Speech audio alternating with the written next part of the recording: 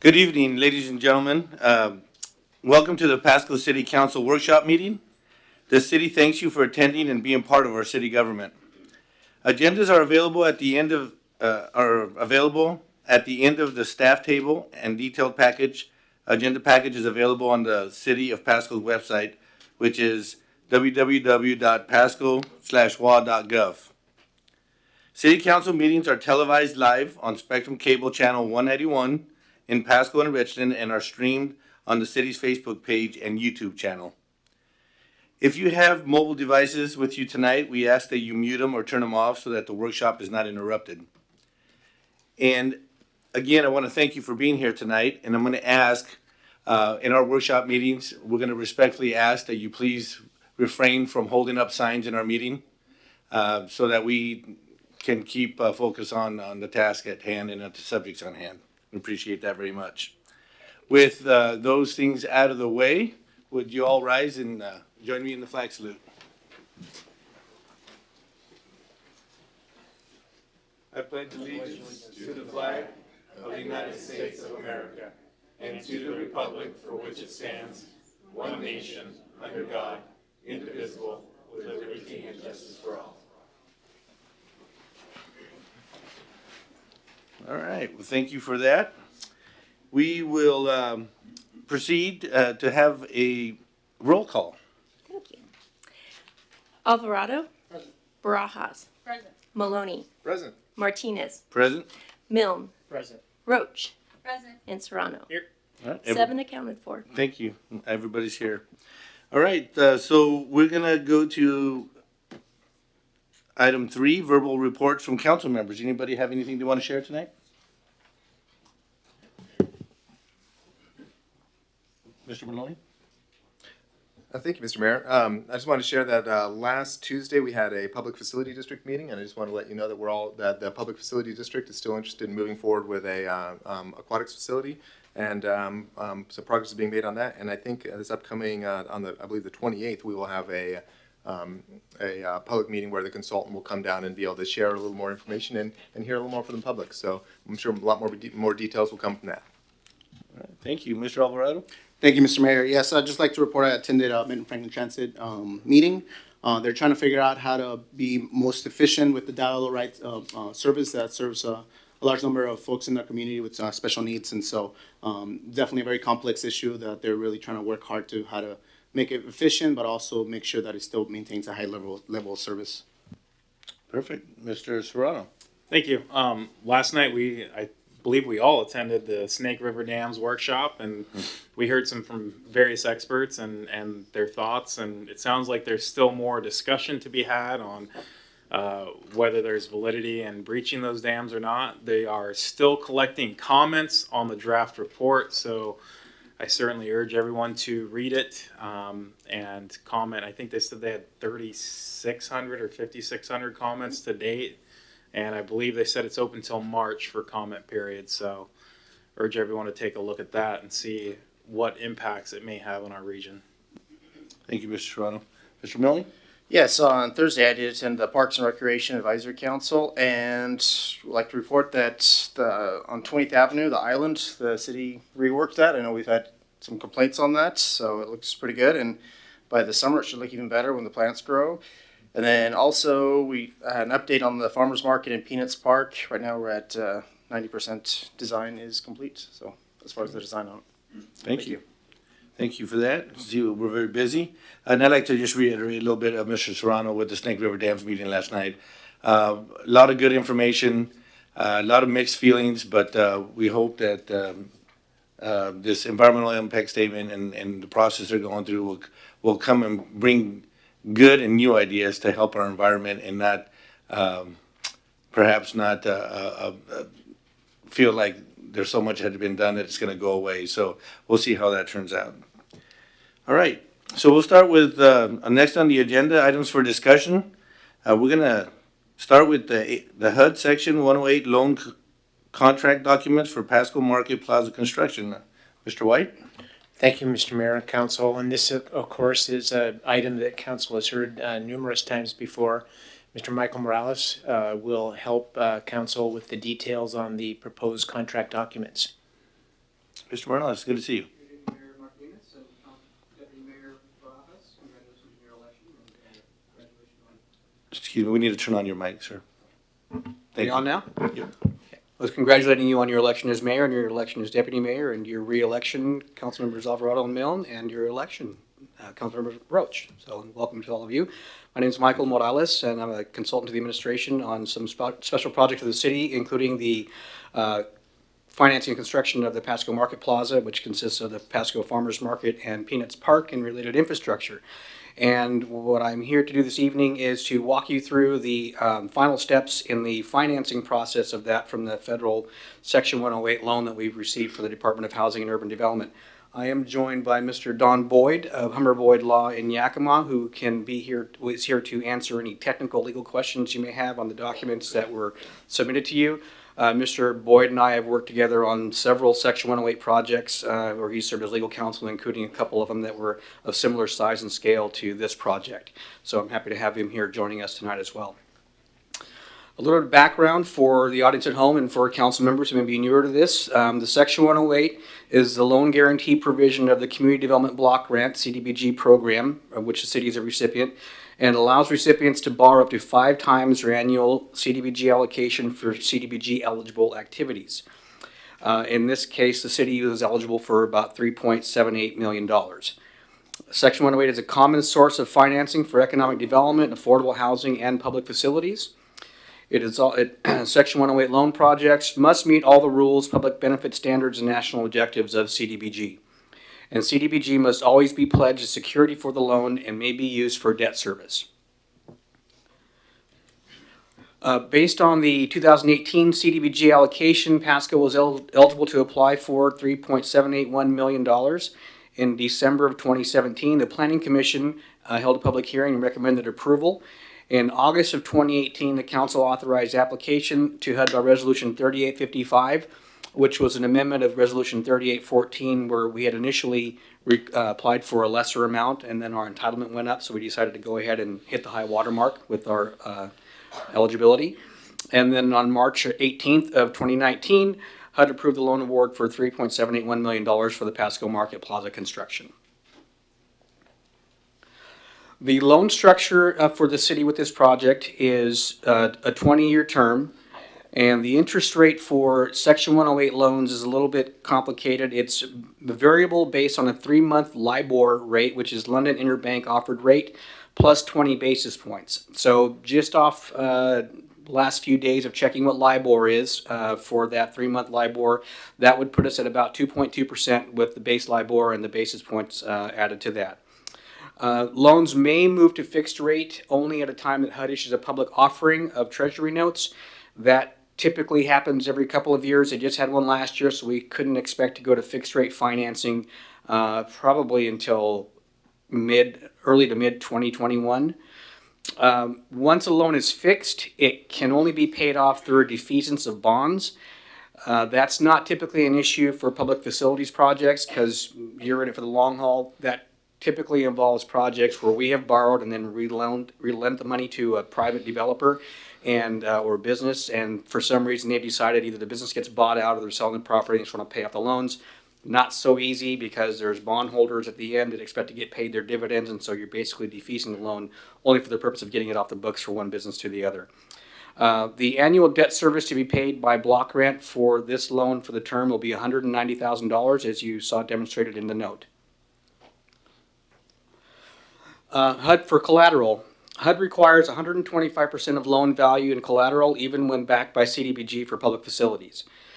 125% of $3.781 million equals $4,726,250, and that's the required value that we have to pledge to HUD. Obviously, our first look was at the downtown properties, and that was HUD's first look as well, but as you know, we're close to $4 million in value for the farmers market in Peanuts Park.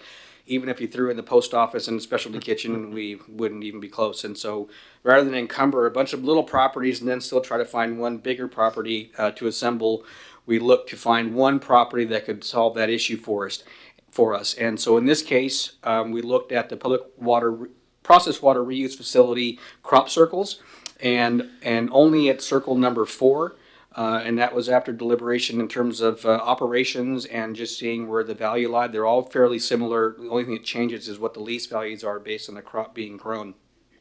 So there will not be any impact on the reuse facility operations of the crop circle leases.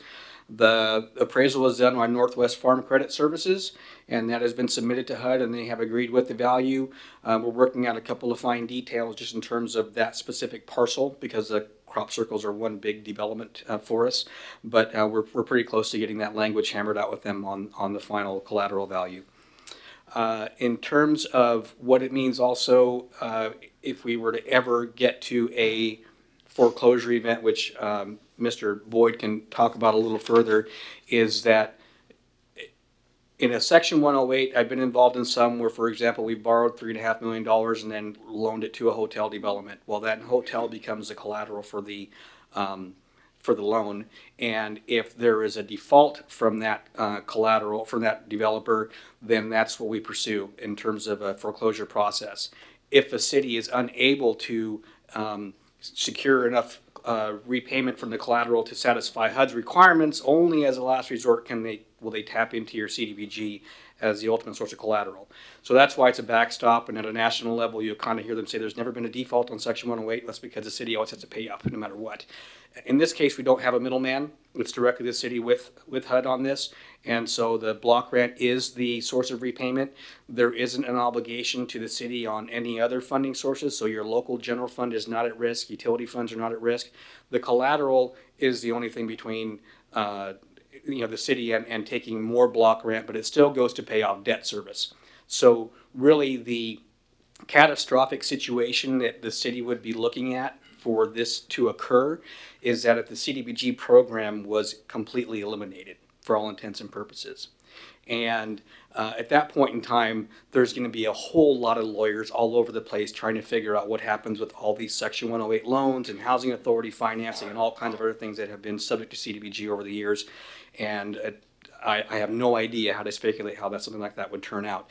But in my experience, in one of my first Section 108 loans, probably the worst thing I've ever seen happen with CDBG is we took a 20% reduction over the course of a couple of year period. That was in the first few years of the Bush administration. And ultimately, our biggest impact is that it hurt our borrowing authority more than it hurt anything else. And we didn't have any debt service obligations. So in this particular case, if CDBG began to be eroded significantly through federal policy over time, obviously everything else would go away because you'd have to preserve that debt service amount at the bottom line for your block grant to be used. That would be your first priority, just like with anything else. If you had a general fund obligation, your first priority is paying off your debt with your taxes. Same thing here, your first priority is paying off this debt service with the block grant every year. The loan documents, the contract documents that are in front of you this evening include a legal opinion provided by Mr. Boyd of Humber Boyd Law. There is a standard loan contract from HUD, and these documents have all come to us in template form from the Department of Housing and Urban Development. They are the federal standard that they use. There is the loan note, which lays out the terms of repayment. And then the fiscal agency agreement, I think is the biggest document in there. It's like 72 pages. That is a master agreement that kind of determines how all the money flows and who we have to deal with the banks back east.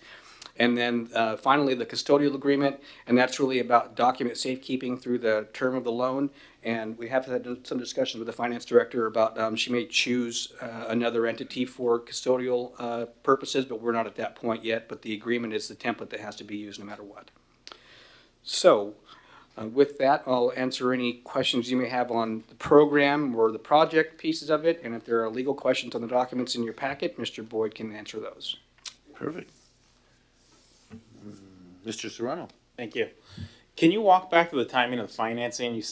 If I understood correctly, we're a year plus out to when we could actually finance this, or did I misunderstand? No, yeah, that was a misunderstanding, miscommunication on my part.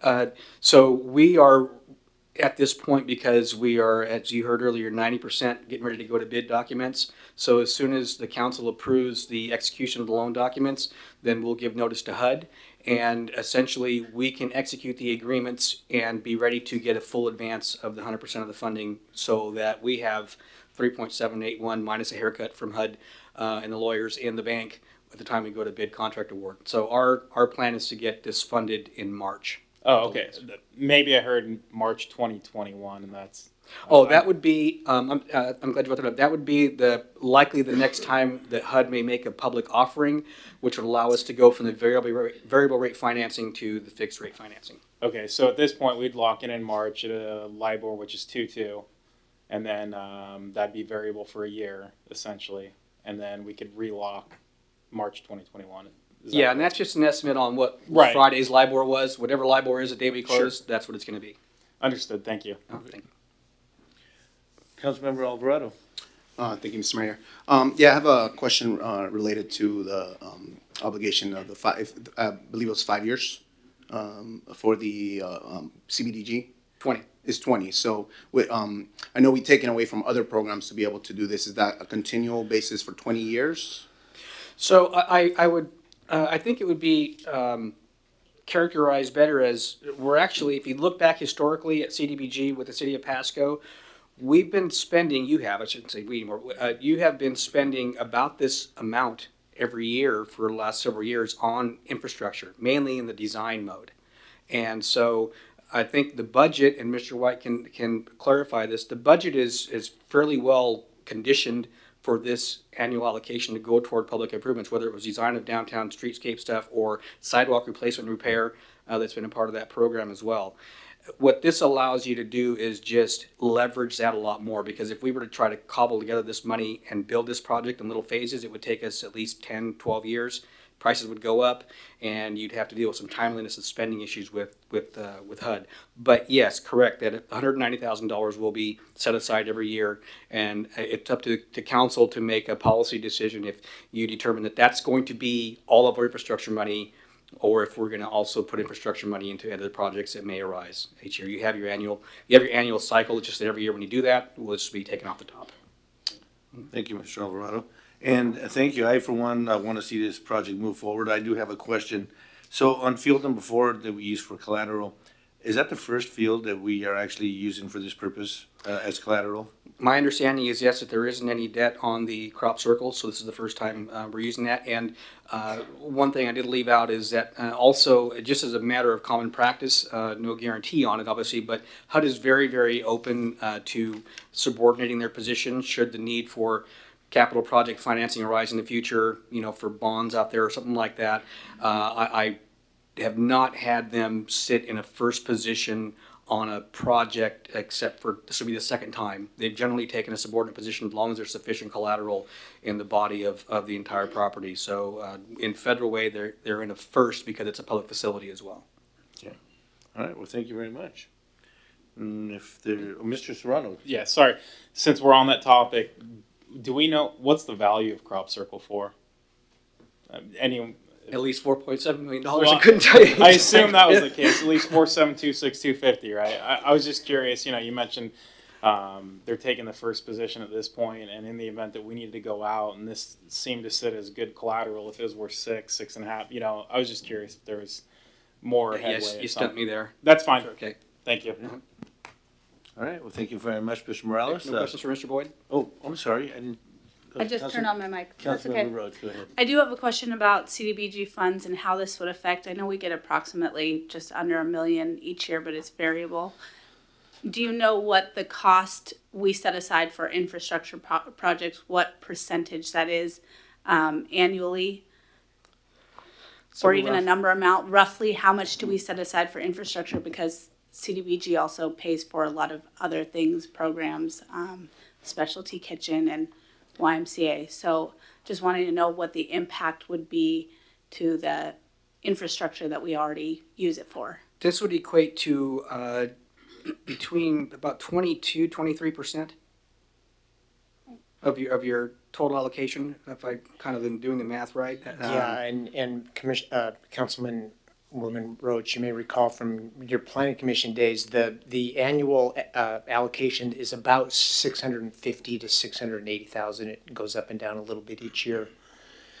And then council's late 1990 resolution focuses the allocation on infrastructure projects. So once you back out the administrative costs at about 120 and some city-sponsored programs at perhaps 80,000, you're putting approximately $400,000 or so into mainly brick and mortar projects each allocation cycle. Thank you for that information. And to clarify, in terms of block grant requirements, public facilities is one of the few categories that you could spend 100% of your block grant just in that. Others have limits, like administration and other things have limits on what you can spend, but in infrastructure, you can put it all in there if you chose to. But in this case, yeah, it's probably a little over a quarter, actually, of total allocation. Okay, thank you. Thank you very much, Mr. Morales. If there's no further discussion, this is something we can put on the agenda for next week. We can move forward with that. All right, thank you very much. Thank you for the report. I appreciate it. Next on the agenda is quite the topic that I'm sure that most of us are here to listen and to discuss.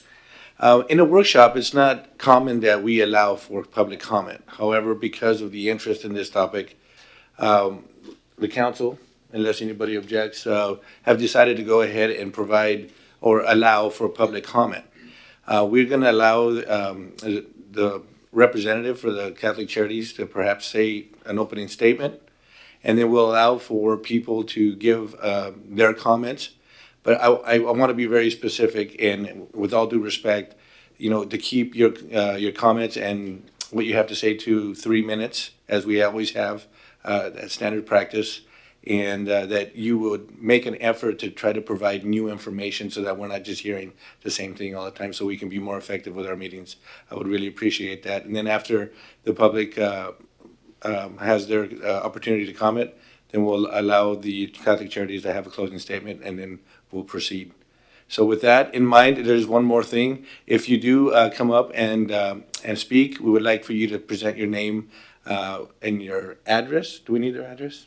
No, just your name, and then if you would be so kind to make sure you sign the document that's back there for the record over on the desk over here before you leave, that would be much appreciated. So with that said, we're going to be talking tonight about the purchase and sale agreement and memorandum of understanding for the Catholic Charities. So you can go ahead and come on up. If I may, Mr. Mayor, I was going to give a brief introduction from staff. I'm sorry. I guess I should have started with you, Mr. Ratkay. I apologize. That's okay. Thank you, Mr. Mayor, members of City Council. Good evening, Zach Ratkay, ACS Director. The item brought before you this evening is the purchase and sale agreement for a plot of city-owned land to Catholic Charities of Eastern Washington.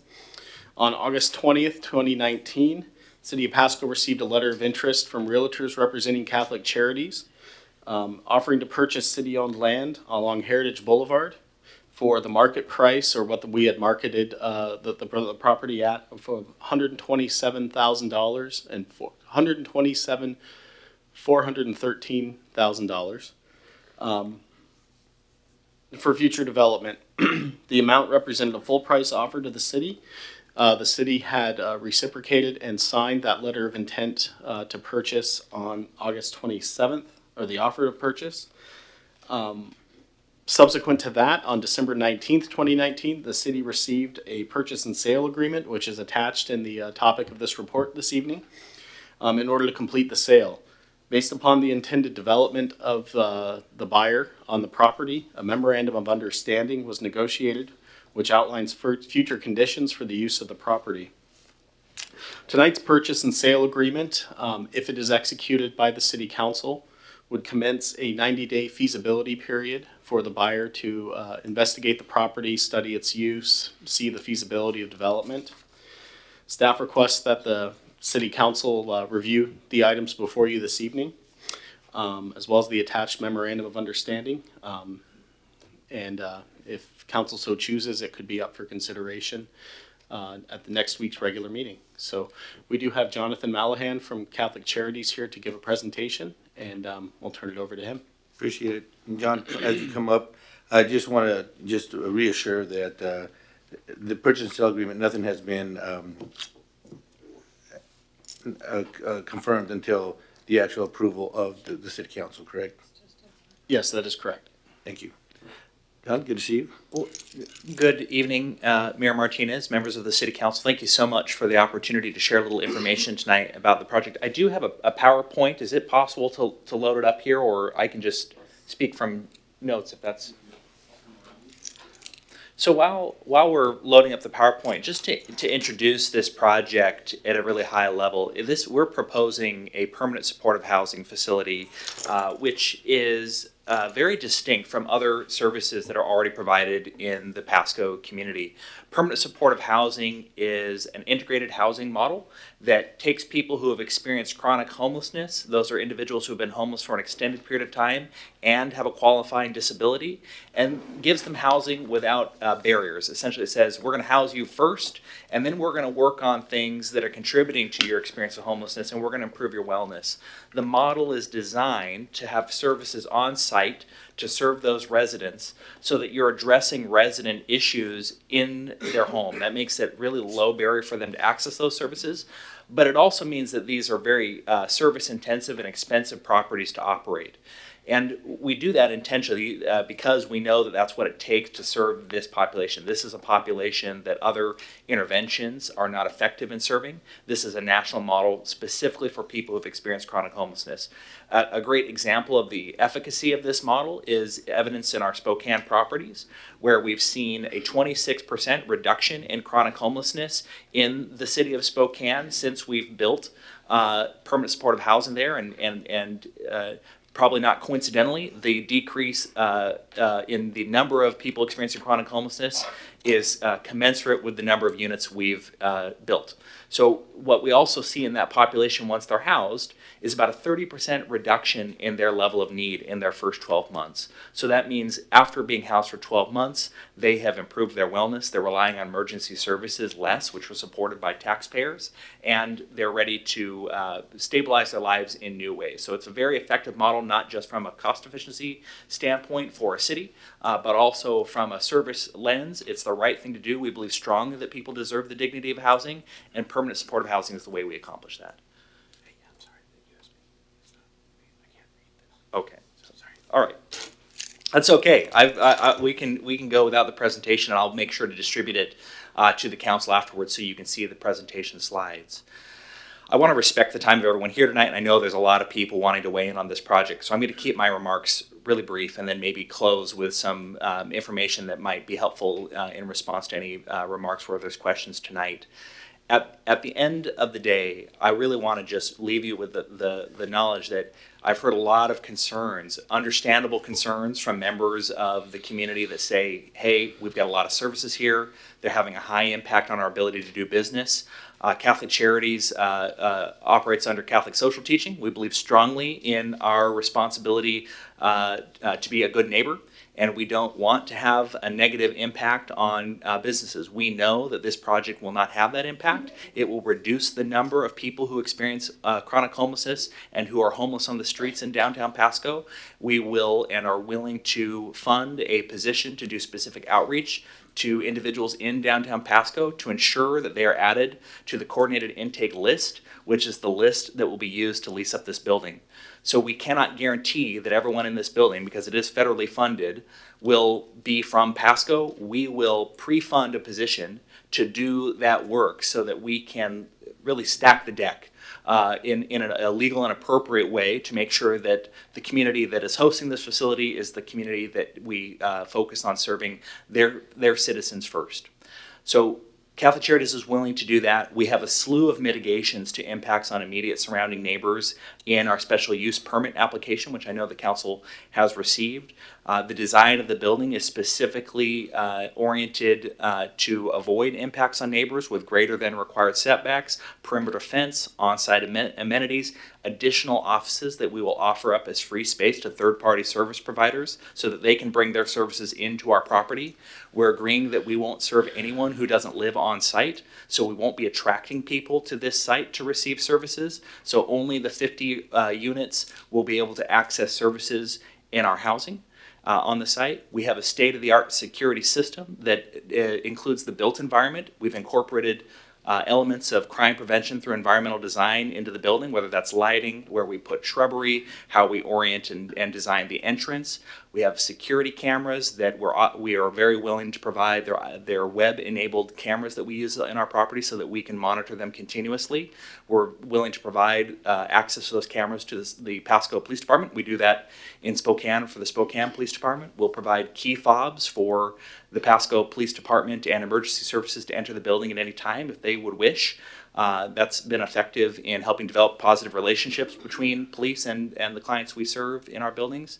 I do want to say the people we're serving, some of them are suffering from behavioral illness. Some of them are suffering from substance abuse disorder. We manage those behaviors. We respond to those behaviors in our operations.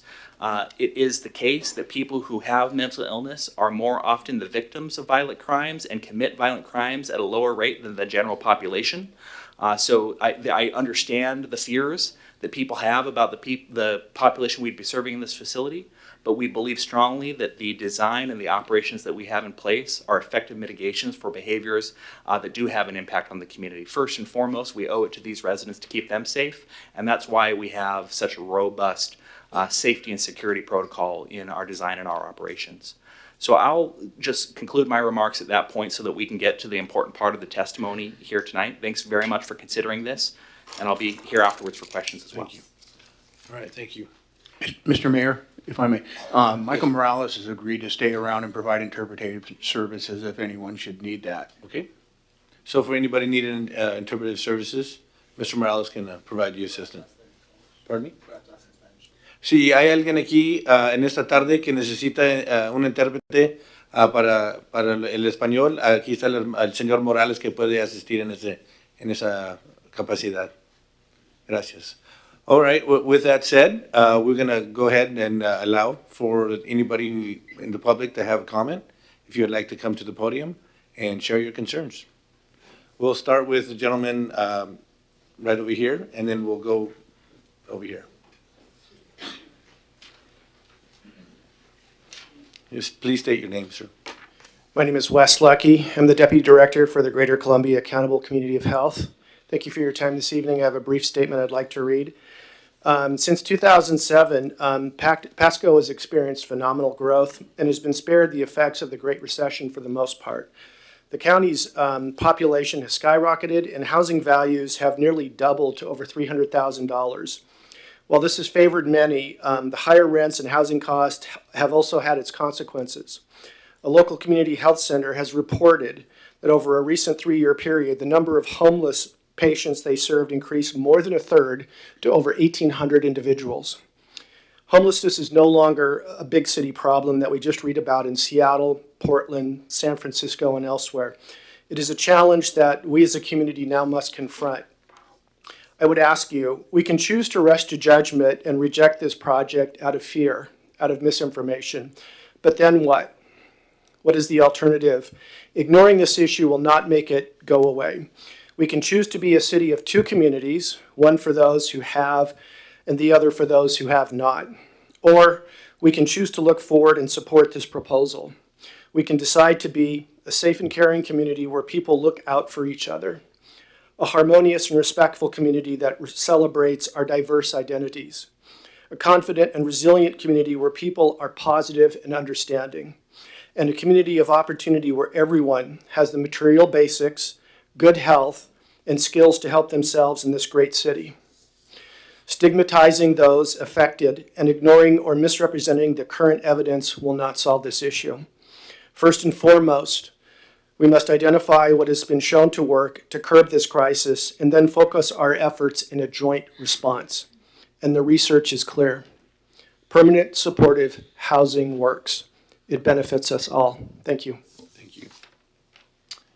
Okay, we're going to go here next.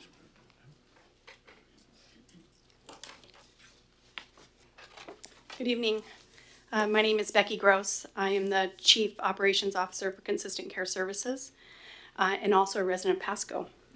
I am a registered nurse. I've been a nurse here in the Tri-Cities for 30 years, 25 years of those providing case management. I am the Chief Operations Officer for a social purpose corporation that serves 7 offices across Washington State. I do have 3 offices in Spokane, and so I've had the opportunity to work alongside these type of housing units that we have in Spokane. So I have registered nurses and community health workers that have accessed individuals within these housing units. And we have been very successful in partnering with the case management and the other social service organizations that are on the ground floor of these units.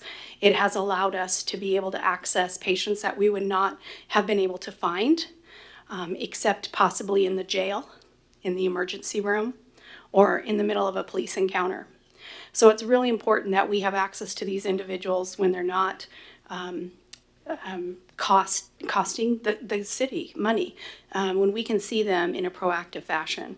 I'd also like to say that for at least 8 years, I've been sitting at the table developing community health needs improvement plans. And every single year, we come upon the issue of the fact that we have very low numbers of supportive housing beds in comparison to other communities. So when Catholic Charities, and we partner with Catholic Charities, and they came to us with a solution, I want to urge us to take advantage of that.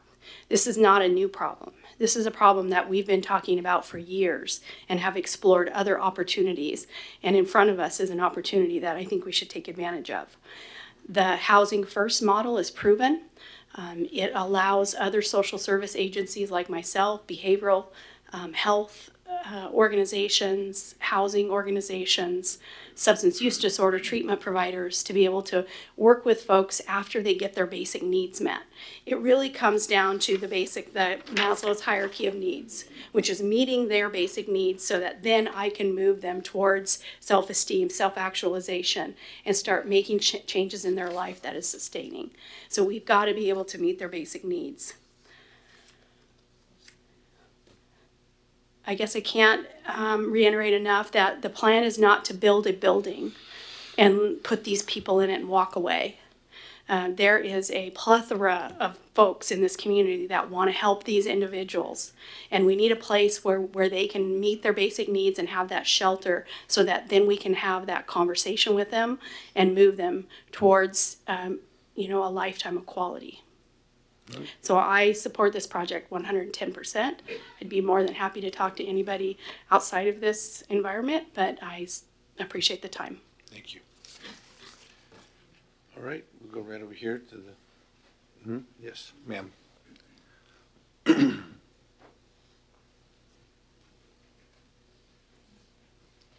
My name is Ronnie Batchelor. It's good to be here tonight, Mayor. Thank you very much for having us. I want to start in 2010 when I arrived in the Tri-Cities. I've always done outreach work. I'm a minister. And so my mission was always to help those in need, whether that was in my Hispanic community in Georgia or my African American community in Florida or African American community in Tacoma, which I was raised by my stepfather. He's a recipient of Lifetime Achievement Award from NAACP. I've always put my hand out to help others up. And when I came here in 2010, I started an outreach. I partnered with the mission. 3 times a week, I was running a mobile food bank. And I was going to the Tri-Cities, all 3 cities. Pasco, I had people here that were homebound and unable to get Meals on Wheels. I've seen people at their worst and I've seen people at their best. But to recall some of the things that I have seen, without housing, you have people on the street dying, and their disabilities are deepened by not having housing. There was a gentleman that was here in Pasco that had colon cancer, and he tried to get the services he needed, but he couldn't find anybody to help him. I was asked by someone who was homeless to talk to him to find out what's going on. He went into an extensive surgery for colon resection. Once that surgery was done, he was released out to homelessness without a recovery bed. when he was out there, I went to him and I took every dollar that I had to put him into a hotel for 3 days because that's all I could afford. Once he got there, he couldn't use the bathroom on his own. He had a colostomy bag. And excuse the expression, everybody, but he had to pee through a straw. If that was out on the street, infection is imminent. His death would have come just within days. I was able to find him a place thinking outside of the box, how can I get this guy supported? And I found a guy that was recovering alcoholic, and he offered to take him in. Unfortunately, Mark died a year and a half later, but he said that that was the best life he had, was having someone supporting him. He did better. He had services. He wasn't calling 911.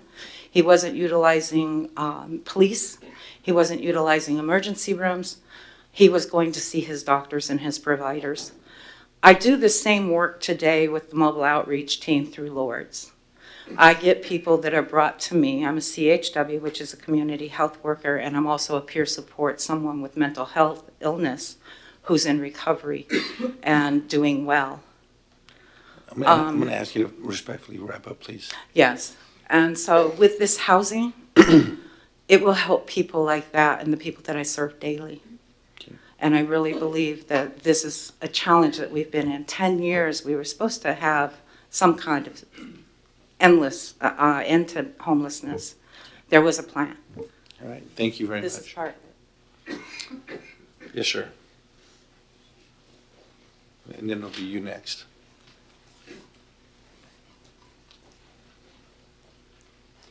My name is Fred Yuponsic. I'm the president of NAMI Tri-Cities. NAMI is a National Alliance on Mental Illness. It is the largest grassroots mental health organization dedicated to building better lives for millions of Americans affected by mental illness. We are not a provider. We are all volunteers. For someone with a mental health condition, the basic necessity of a stable home can be hard to come by. The lack of safe and affordable housing is one of the most powerful barriers to recovery. When this basic need isn't met, people cycle in and out of homelessness, jails, shelters, and hospitals. Having a safe, appropriate place to live can provide stability to allow one to achieve their goals. One may run into housing issues after being discharged from an inpatient unit or jail and find no home to return to. Even if one hasn't been hospitalized, finding an affordable home can be difficult. Finding stable, safe, and affordable housing can help one on their journey to recovery and prevent hospitalization, homelessness, and involvement in the criminal justice system. NAMI supports this initiative and will support it in any way we can. Thank you. Thank you. Mayor, may I? Yes, sir. Mr. Ron. Chief, the lady addressed the one that just, not the man that spoke, but the lady before him. She mentioned potential costs associated with servicing these individuals. Can you talk about what it might mean if they were all in one location, or what your team sees out on the streets? Well, what we've seen with this program has actually come from the City of Spokane Fire Department's experience with it, which has been for them a reduction in treating homeless people, especially in the winter. If you look at what Medicare estimates our cost, Medicare says our cost to provide one ambulance trip is almost $3,500 just for that ambulance ride, not counting any time in the ER or anything else that goes along with that. Spokane's seen a significant reduction. The other thing that Spokane speaks highly of is when they do have to see these individuals, they see these individuals in an apartment and not in an alley at 2 in the morning, where it puts their people at more risk. And that's another reason they endorse the supportive housing model. Mm-hmm. Thank you.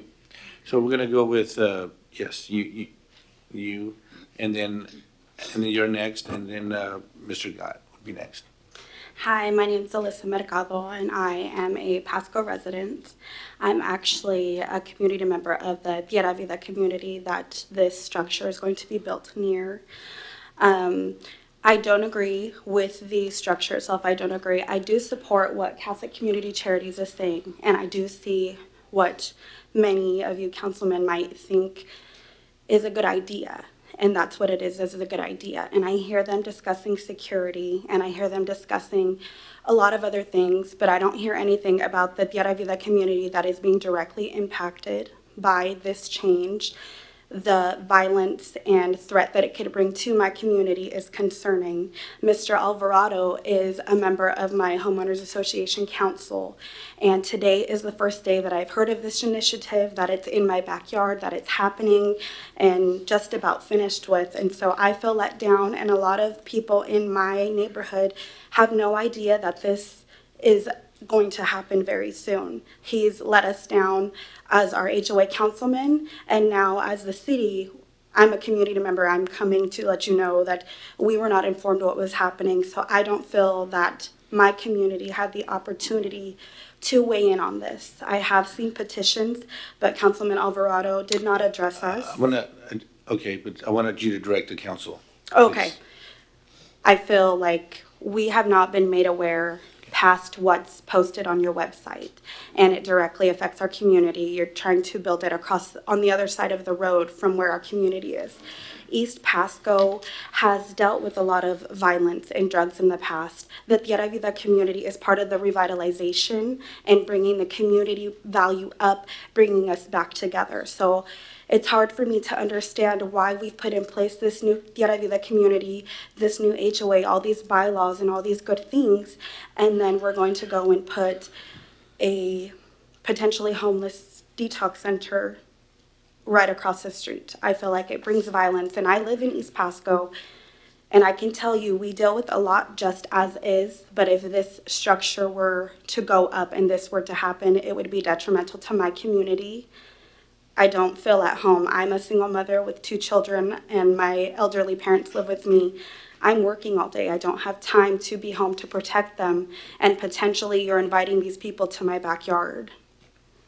So I don't agree with it, and I feel like if you gave a lot of other people in my community this information, they too would not agree with it, and we're directly affected by it. So, All right, thank you. thank you. Thank you. Okay, you're next. Oh, and please don't forget to sign in. If you guys came to the podium and spoke, please sign in. Thank you. My name is Rhonda Hoff. I'm the Chief Operating Officer and Deputy CEO for Yakima Neighborhood Health Services in Yakima. We're a community health center first and foremost, but we also operate permanent supportive housing in Yakima. I drove down tonight because I'm very much in support of this project and have been through similar experiences just recently just while I was sitting here, read the memorandum of understanding between the city and their potential MOU between the city and Catholic Charities, and many of the things in there are very similar to the MOU that we have developed with our city. Last year, we opened a new supportive housing project just off of the downtown corridor of Yakima. The property had previously been a grocery store originally built in the 40s and was originally zoned as a small convenience center. It's surrounded by residential homes, and it's just 2 blocks off of Yakima Avenue, so naturally there were some concerns when we started this project. We chose the location primarily because of the concentration of people experiencing homelessness in this part of Yakima, as well as its access to the city transit system so that residents could get to the health and the social services they need by the people that we plan to house. Leading up to our approval for this location, we conducted neighborhood surveys, we participated in planning commission hearings, and were before our own city council to address the impact on the neighborhood. The concern centered around the potential for an increase in crime, as the lady just said, loitering outside the facility, both from the house residents and others who may not live there, but may be drawn to the area. We heard all of those concerns. The facility was completed last March. We have 22 units of supportive housing and it houses up to 40 individuals. Our operations plan also includes a resident manager, case managers to provide services 7 days a week, and security for the facility as well 7 days a week. Our facility, inside and out, is well lit. Our security systems are made known and well known in the neighborhood. Our police department has told us twice already, unsolicited, that since we opened last March, that the neighborhood is much calmer since we opened the facility and as a result of our presence. And we've heard from the homeowners that are living around the neighborhood that the project has improved the neighborhood. Permanent supportive housing is a national evidence-based practice that is proven to improve the physical and mental health of formerly unsheltered people. It reduces the impact on criminal justice and the EMS system. In fact, the National Healthcare for the Homeless Council has done several studies. Nationally, the average cost of an unsheltered person in communities is about $40,000 a year. Our cost per individual of permanent supportive housing is about $12,000 to $15,000 a year. So nationally, it's proven to be very cost effective. It's just one component of comprehensive continuum of care that includes coordination with outreach, shelters, and other service providers to address the very basic needs of the most vulnerable residents in our communities. People experiencing homelessness must live their private lives in public spaces. Pasco Haven is one opportunity to provide affordable housing to people currently occupying these public spaces. We would welcome you to visit any one of our projects in Yakima. I'm asking to wrap up in just a couple seconds. I'm on my last sentence. Thank you. If you would find that helpful, I will leave my contact with you. Thank you very much. Thank you. It's Rhonda, correct? Yes. May I ask you a question? Since you've been in operation, do you know off the top of your head how many phone calls have been made from your facility that have to do with to 911 that have to do with violence or crime? We've made no calls I take that back. We've made one call, and it was from our staff, and it was for residents that we needed help with as a result of a conflict between two of the residents. We've made 2 calls, but they were health related. We also serve chronically homeless with chronic disabilities. So the people that we have housed there have significant health issues. So we've made 2 calls to 911 because we needed an ambulance. The comment about this being a detox facilities, permanent supportive housing are not detox facilities. They're housing. And they're for chronically homeless individuals that have chronic disabilities. They're not detox facilities. Thank you for answering that. And thank you, ma'am. Okay, let's go with the gentleman right back here. And then you could be next back there. I can't see you with the podium. Oh, I'm sorry. I'm sorry. Before that, I did forget Mr. Russell. Russell, and you can be next after him. Go ahead. Okay. Thank you. Mayor Martinez, my name is Martin Sanchez. I am a Pasco resident, and I'm here talking as a community member. I love, coming to downtown Pasco, seeing all the shops, my heritage, I'm Mexican, seeing all the shops. And when I do come, I do see all these homeless people. In my heart, I wish I could help them, but I can't. I don't have the resources. Pasco Haven is one of those resources that we really, really need. We've heard, why not other cities? Why not Richland? Why not Kennewick? Pasco has this unique opportunity to lead by example. This is an opportunity that maybe it might not come in, in a couple of years. It's here now. We need to take this opportunity, provide services to the homeless people that are in, for the downtown business owners that are in their shops vandalizing. Those are people that can be housed in this supportive housing, getting the services that they need, mental health services, primary care services, housing, whatever other resources that they need, case managers. I also ask, the downtown business owners is if this is a problem, how can they be supportive as well? It's not just, it's not against them, it's how can we as a community come together, find a solution to this problem that we've known has been in Pasco for many, many years. And Pasco Haven is one of those solutions, and the city of Pasco needs to lead by example. So this is why I support Pasco Haven. Thank you. Mr. Glad, I apologize. Come on up.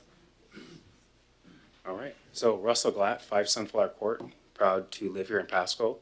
And I do really appreciate the council, specifically Mayor Martinez, letting us have this opportunity to voice our opinion on this project.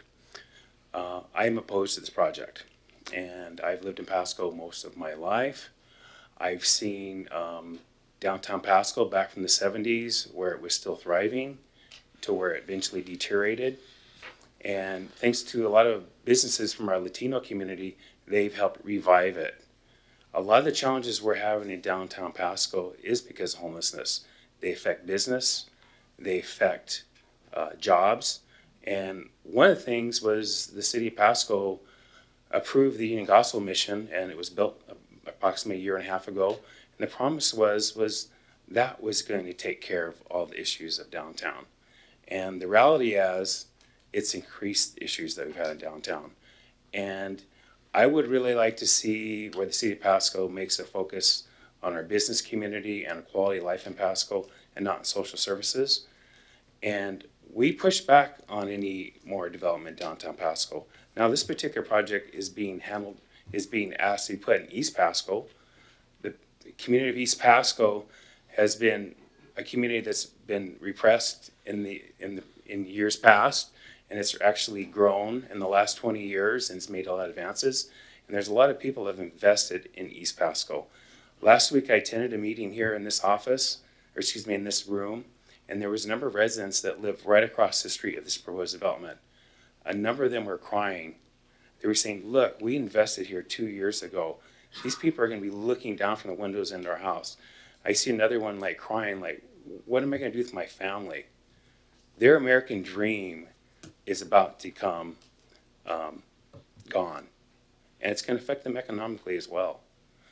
I respect that the city of Pasco has come forward to support Union Gospel Mission downtown, St. Vincent de Paul, but the reality is the city of Pasco has become a magnet for support services. We've got the neighboring cities that drop their people off in the city of Pasco and downtown. We have people coming here from Seattle. We have people coming from Spokane. And that's not fear-based, that's actually happening. How many more facilities are we going to have to build in Pasco? And I'm asking that this be voted no. Also, I want to disclose as well, too, that I'm Catholic. It's very uncomfortable coming up here and talking in opposition to my own church. So I know you may have an uncomfortable decision. I want to let you know, too, that I'm in an uncomfortable position as well. And again, thank you for your time. Thank you, Mr. Glad.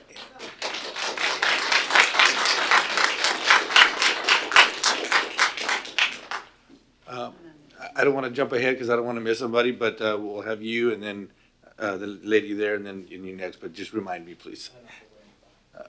Hi, my name is Veronica Perez, and I live basically right across where they're going to build that. I just got notified of it today.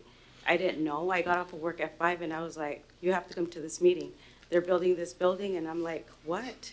I never got notified. So I live in Sunrise Estates, and it's basically right across where they're thinking of building this, and I don't approve of this because I have young kids. My neighborhood, I know that all of our neighborhood there is ag-related workers, work long hours, and we leave our kids home sometimes when there's nobody there, and I don't feel comfortable with somebody around my neighborhood knowing that there's mental illness. Homeless, yes, we do see a lot of it, but it'll attract more of those people around our neighborhood. And yes, they have all these cameras, the security and everything for their building. What about our homes?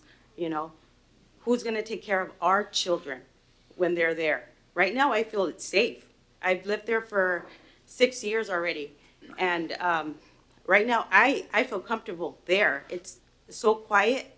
But then bringing this, it'll attract more people from different places, and I don't feel comfortable, especially because I have kids. And I'm pretty sure our neighbors as well feel the same way. Like I said, I just got notified of it today. I would have appreciated a note, a letter or something. I didn't get that. So I'm here to oppose of this. I am all for homeless, helping them. We do have a lot of land. Agriculture, I mean, if you can find somewhere else, but not near a place where it's growing. They're building more homes there, and I think that should be taken into consideration. Thank you. Thank you. Okay, yes, ma'am. Go ahead, come on up. And Mr. Serrano, you said there was somebody in the back? I think I'll win. Okay, okay, you'll be after this gentleman over here. Good evening. My name is Karina Hernandez. I have been living in the Tierra Vida community for the last 2 years. When my husband and I chose the Tierra Vida community, a lot of people looked at us crazy. You're going to East Pasco. I am very proud of the community that I live in. It's very quiet. I feel secure in my community. My question to the council is they've mentioned again, as the previous woman mentioned, where that they'll have security in the facility, but again, where's the guarantee of our security in the community? Everybody has young children there. It's a very quiet community. It's very peaceful. It's happy. I also oppose this because I'm worried that what is it going to attract? Again, it was hard to tell people we were going to choose to live in East Pasco. I love the area that I live in, and I feel that bringing this in is going to affect that. And I have a young daughter. I don't want to be afraid to take her outside, or, you know, what kind of craziness is going to come to bringing this facility into our community. So what's our guarantee that we're going to be secured is my question. So. Thank you. Yes, sir.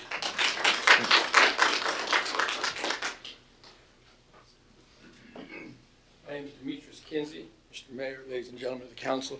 I heard someone say that they know that it's not going to have an impact in the community, and what are they building it for? But besides that, everyone in that neighborhood, those are mostly first-time buyers. Those people who work hard, even me, scrape to try to get a house, and then I got a house. Now I'm trying to build some equity in that house to get the American dream to live. But doing this, that's going to take. I mean, you're killing us.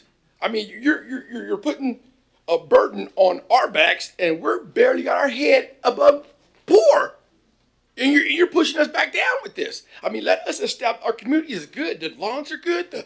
Everybody's good. So, I mean, if it ain't broke, don't fix it. I mean, the Catholic Church would be easier for them to move their facility than it would be for anybody in that neighborhood to move to across the street. You know what I'm saying? That's my point. Now, thank you. Thank you, sir. Mr. Serrano, who did you point out back here? I can't. Yes, sir. Mr. Dallas, come on down. It's Dallas, right? Thank you. My name is Dallas Barnes. I'm a longtime resident of Pasco.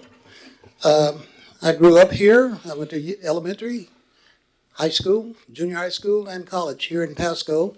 I lived in East Pasco at a time when East Pasco was designated by our public decision makers to be the place to locate blacks during the time that Hanford was being developed. Anyone with any background in history know that that's the case. And Pasco has been stigmatized, and especially East Pasco. It has been the place that decision makers have always put, I would call them in quotes, their undesirables in the Tri-Cities. And this is supposed to be a Tri-City effort with this facility. I would suggest that the council, recommend that the council look at their own code enforcement activities as it relate to the high-rise just one block away from themselves, which caters to low-income people, and also around Pasco itself. If we go down in the Central District, we will know that there's problems with the hotel right there in the business district where we're trying to improve it. And we're putting all of these undesirable elements in those locations for someone's convenience. I wanted to say this, but what I really had to say have already been said. Everyone here that I'm aware of is in favor of help for the homeless. No question about that. What we oppose is the concentration of the chronically homeless individuals, which include ex-felons, mentally ill, and other types in their behaviors in one location. The same location that they used in the 40s and 50s when they were placing other undesirables. The same location, just check with your code enforcement people, check with your police records, and see who it is that's populating your jails. And those are the people that you're trying to locate in a place where there might be least resistance. I think the people here is saying what I actually had to say. Their very presence speaks to what the issue really is. We do not want a concentration of the chronically homeless in the places where we live. That's the bottom line. We fully support the efforts to do things for the mentally ill and all other people. You can call it a homeless place, but it's really a assisted living facility. And we looked at, if we call it that, it would be just like the other acceptable living facilities. But we want to call it a place for the chronically homeless, not just the homeless, the chronically homeless, the one with the puddle. And the place you've identified for them to put them is in the backyard, and I have property over there, so it's in our backyards, and we oppose that. I wanted to show one other thing, and I'll be done. According to people, I only knew about this in the 11 o'clock news. I forgot what it was. I think it was Tuesday. They announced a meeting with an examiner, and I ran down to see what they were talking about. But this is the documentation that people gave me that the sponsors, which is a limited corporation, I'm not sure if charity, we can check with the Secretary of State and see who they are, and then tax incentives and all that other kind of stuff that goes along with putting up buildings. But this was it. And if you take a look at the big handout here, you'll see that even the sponsors are not that sure about how well that they support this initiative. Just look at it for yourself. I'll read that and then I'll conclude my statements, Mr. Mayor. It says, lack of support. To say the lack of compelling support from the Greater Columbia ACH for Supportive Housing Committee for the, we did call it the Farther Batch Project, but it's really the Pasco Haven Project, is significant. The 2019 Supportive Housing Summit follow-up survey shows that only 45%, that's not compelling, of its members were willing to talk with business leaders about the need for supportive housing. I didn't say it. Read it for yourself. Okay. The other part of it is, it said that, thank you, it says that, it's on the brochure here, that's what I was going to say. Only 41% of the members of this, the survey said, were willing to speak with civic groups. 41% is not compelling. The other part that it says is only 57% of this group was willing to discuss this housing project and supportive living concerns with elected officials. Here it is here. That's theirs. And so all that I have to say, and it's already been said by the evidence of the people here, is that we do not want a concentration, a further concentration of people with chronically homelessness in our community. We already have done quite a bit. Thank you. Thank you, Mr. March. Okay. All right, ma'am. And then you can be next. Good evening, Mayor Martinez, council members. My name is Carol Moser. I'm the Executive Director of Greater Columbia Accountable Community of Health. We have been partnering with Catholic Charities in order to help facilitate a permanent supportive housing project in the Tri-Cities, and we're really delighted that we have this opportunity to bring them into our community. I'm not going to speak to the brochure that Mr. Barnes just talked about, but it's kind of full of misinformation and some of those statistics were taken out of context.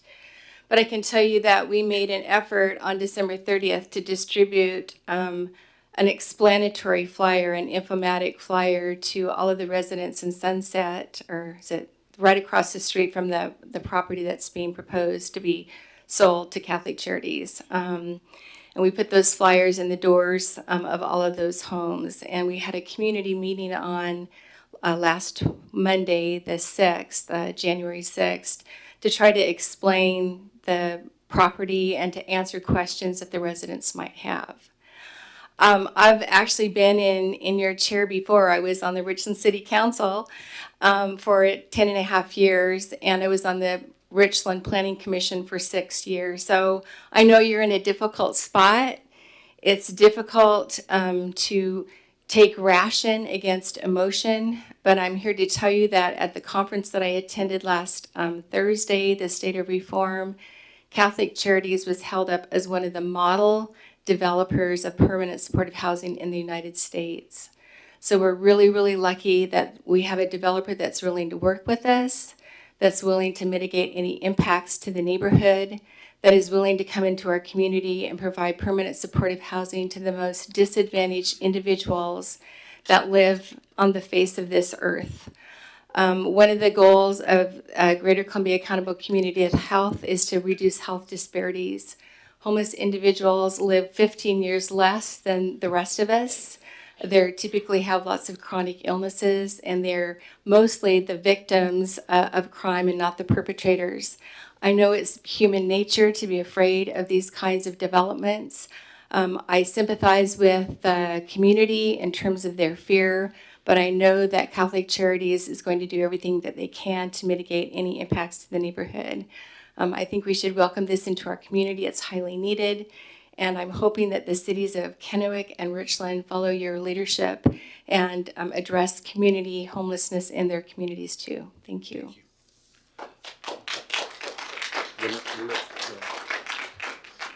And then, okay.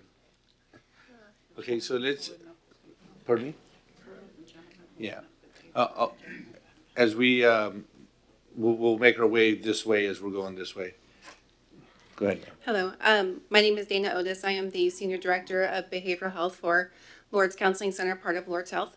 And as a provider who provides services for behavioral health services to mental health and substance use clients, one of the things that we see is that oftentimes the people that we are doing outreach to for our severely mentally ill are homeless, and they're in the community.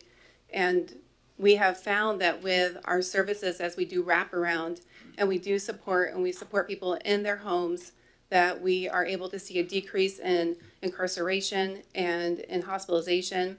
And we want to continue to see that expand, which includes with this housing facility that we're able to provide the supports to the clients that are in the homes for long-term support housing, which is really lacking in our community. So just real briefly, I don't have a prepared statement, and I wanted to come up and say that, you know, I'm certainly in support of this project. Thank you. Thank you. Yes, ma'am. And then we'll have Rolando come next after her. And then the other gentleman that wanted to come up. Can we ask for new information? Yes, again, we got the message, and we just want to ask you to please respect the time that we have for our city council and just provide new information, please. Thank you. Go ahead. I'll be brief. Yeah. My name is Yolanda, and I live in that area. I live right on 8th Street in Anaconda. Heritage is right next to me. I have 4 kids.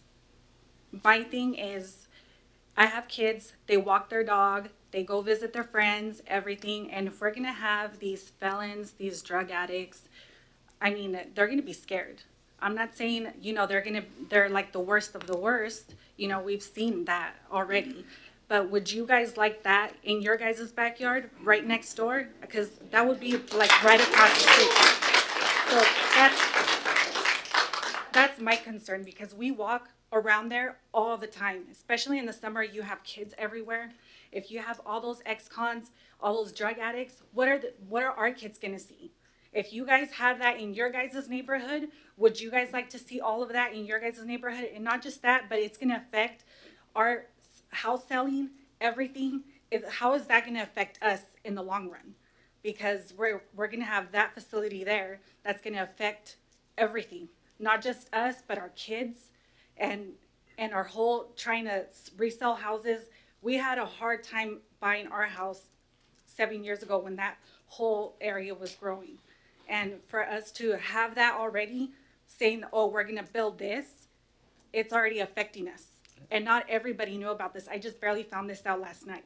And my kids are already worried because they're already teenagers and they're scared that, what are we gonna do? If there's ex-cons and are they gonna be looking through our windows? Are they gonna be, you know, we don't know. So that's my concern. Thank you. Thank you. Thank you.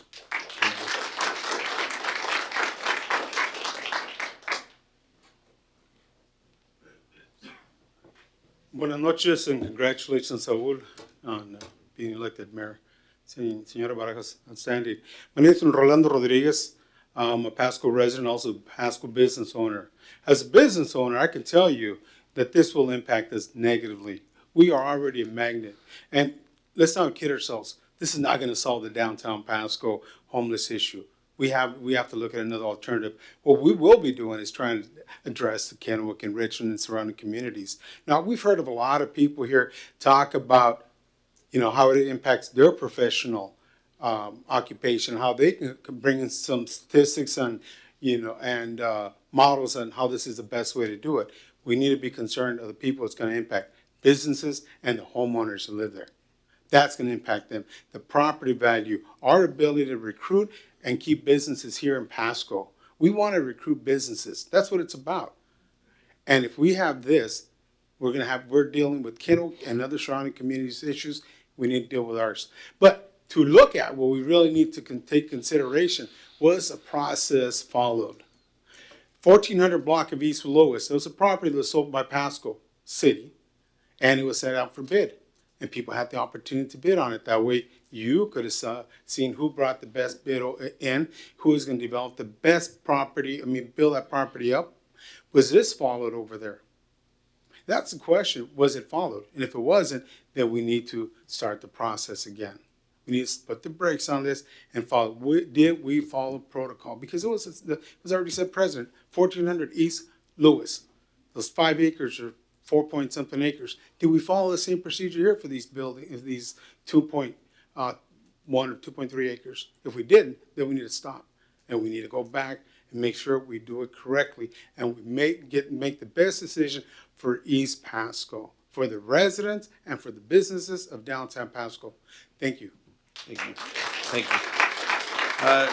This gentleman here has been trying to come up.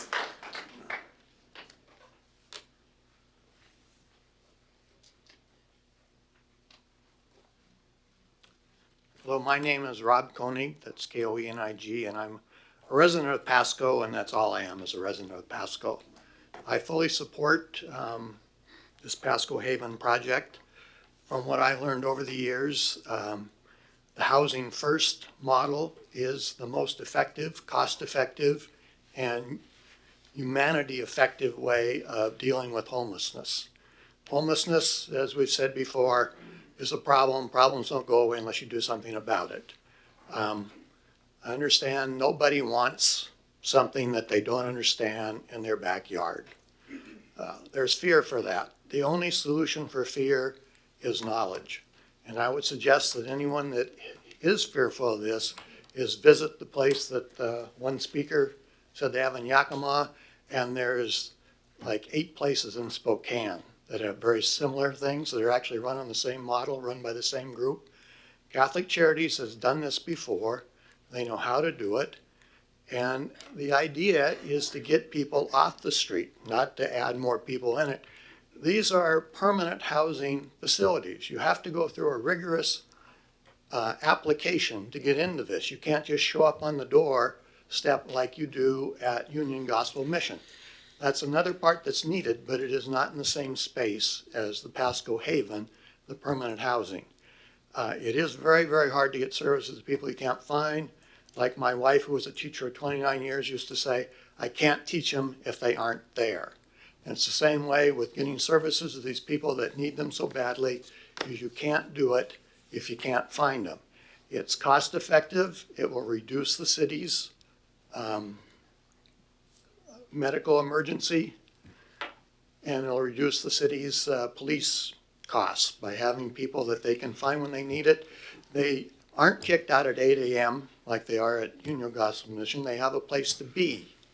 That's the idea of it. Once they have a home, then they can start making other positive changes in their life. So I want to say I'm a resident of Pasco. I think this is the right thing for all of Pasco to do. And whatever neighborhood it's in, there's going to be some fear that's there. The only solution to fear is knowledge. Thank you. Thank you. wanna? Pardon me? Yeah. Okay. Good evening. Thank you for your time. My name is Luis Pedrosa, and I'm actually a Pasco resident, but from West Pasco. I grew up here, and I'm also a social worker for the Department of Children, Youth, and Families, CPS. That's what I do for a living. So I know a lot of these providers here are in favor of what's happening here in the project, and I am too. The project, of course, as a professional, I get it. The project is going to help homelessness. I'm in favor of that. And then that's why most people here on the professional setting are in favor of that. But what I'm opposed to is the location. Like I work with people every day. I work with people whose children's been removed who need services. I can guarantee you that most than likely, while they say there's in-home services that are going to be done here at this facility, there's going to be other services that these people need. These people have to be out, heading out, going other places for other services, and I can tell you that because I do it every day. I know how many service providers take to help some of these people that are in these situations. Like I said, I work for DCYF. I'm a social worker.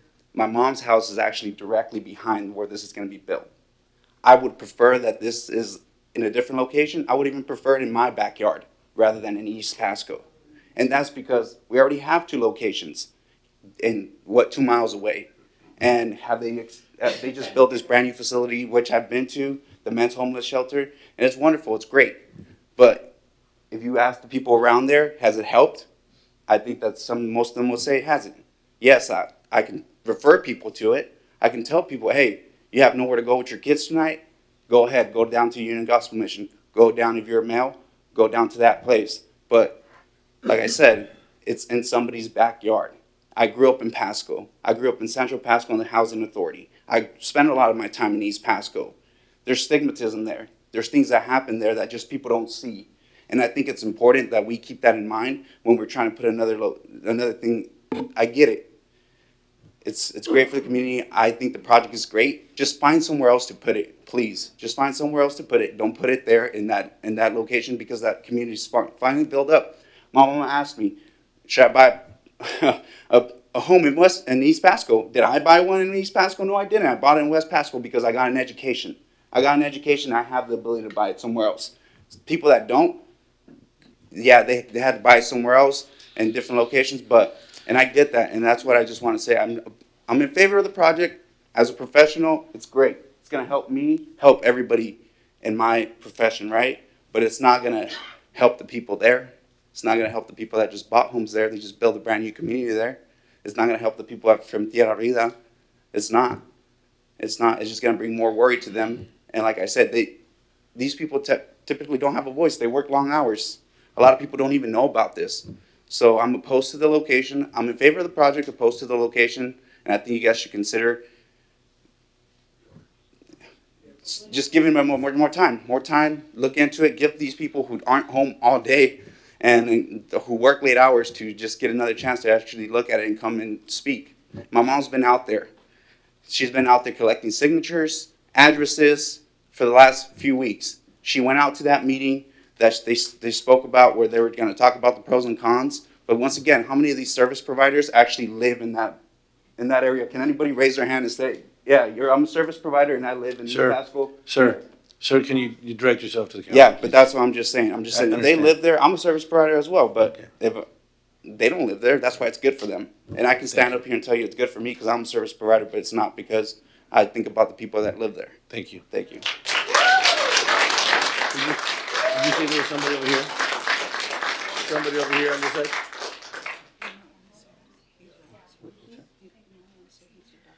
Okay, so we're gonna have one last comment, and then we're gonna have a closing comment from the gentleman here. Go, ma'am, you wanna come on up? I just wanna let you know, we got the message. We're getting the message from both sides. So we're gonna make this the last one, apologize, and then we're gonna have a closing statement. Go ahead, Thank ma'am. you. My name's Heather Kinsey, and I actually live as well close on Anaconda, which would be right behind where it's being built. I'm a clinical supervisor at a pain management clinic as well as an addiction clinic and have been for 8 years, so I see these people firsthand. Everyone that's come up here in favor for this, I'm in favor that it does need to be built, however, not in my backyard. Just like he said, not one person did I see raise their hand that it's in their backyard. I have 2 kids that have disabilities, one who actually was involved with Catholic Family Charities, as well as Lourdes. We were lied to multiple times, not provided services. So my question is, if they lied to me and my disabled daughter, how do I not know they're gonna lie about what's gonna happen here? So I can speak firsthand for that, and I just wanna encourage you guys, when you go to sleep tonight, ask yourself, if this was your house, and I have grandkids too as well, would you be okay going to bed at night knowing that these kind of people are right behind your home? Right exactly behind your home, because I am not at all. So Thank you, ma'am. All right, so we want to go ahead and have the closing statement, please. I first just want to acknowledge the feelings and the fear that has been expressed tonight. I respect that those are very real for those who live near this project, and I also know that they're not founded and based in data or facts, and that's okay. I think those are tough questions and things that need to be talked about and considered, but we've never had an instance of one of our residents committing a violent act against a child or a general member of the public. There are, of course, instances of domestic violence, as are in any household and are prevalent in any neighborhood. Today, people with mental illness live in neighborhoods across your city, and we don't regulate where someone with mental illness can live. I don't think that we should discriminate against people with mental illness in that sense. I hear the parents in the room say, I'm fearful for my children's safety. I understand that. I'm a parent myself of a 4-year-old and a 2-year-old. They go to a school within 4 blocks of 200 units of this housing and 300 beds of emergency shelter services, all operated by Catholic Charities. And I am very soundly feel safe with my children in proximity to these facilities. Further, Catholic Charities has proposed and applied for funding for a permanent PSH property that is near my own primary home. So I don't just say to you, trust me, this is going to be okay. It's going to be okay. I've put my own kids, and I'm willing to do that and have them near these facilities. These individuals we've got a lot of people here tonight with strong feelings. The people who aren't here tonight are the people who are experiencing homelessness in your community right now.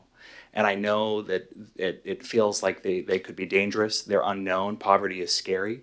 I urge you to understand and consider their humanity, their intrinsic value, and then look at the facts of what Catholic Charities has proposed.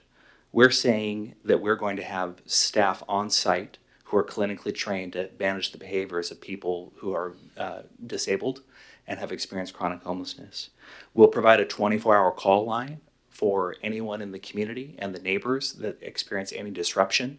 And we have protocols in place for a quick response, including having one of our staff members live on site.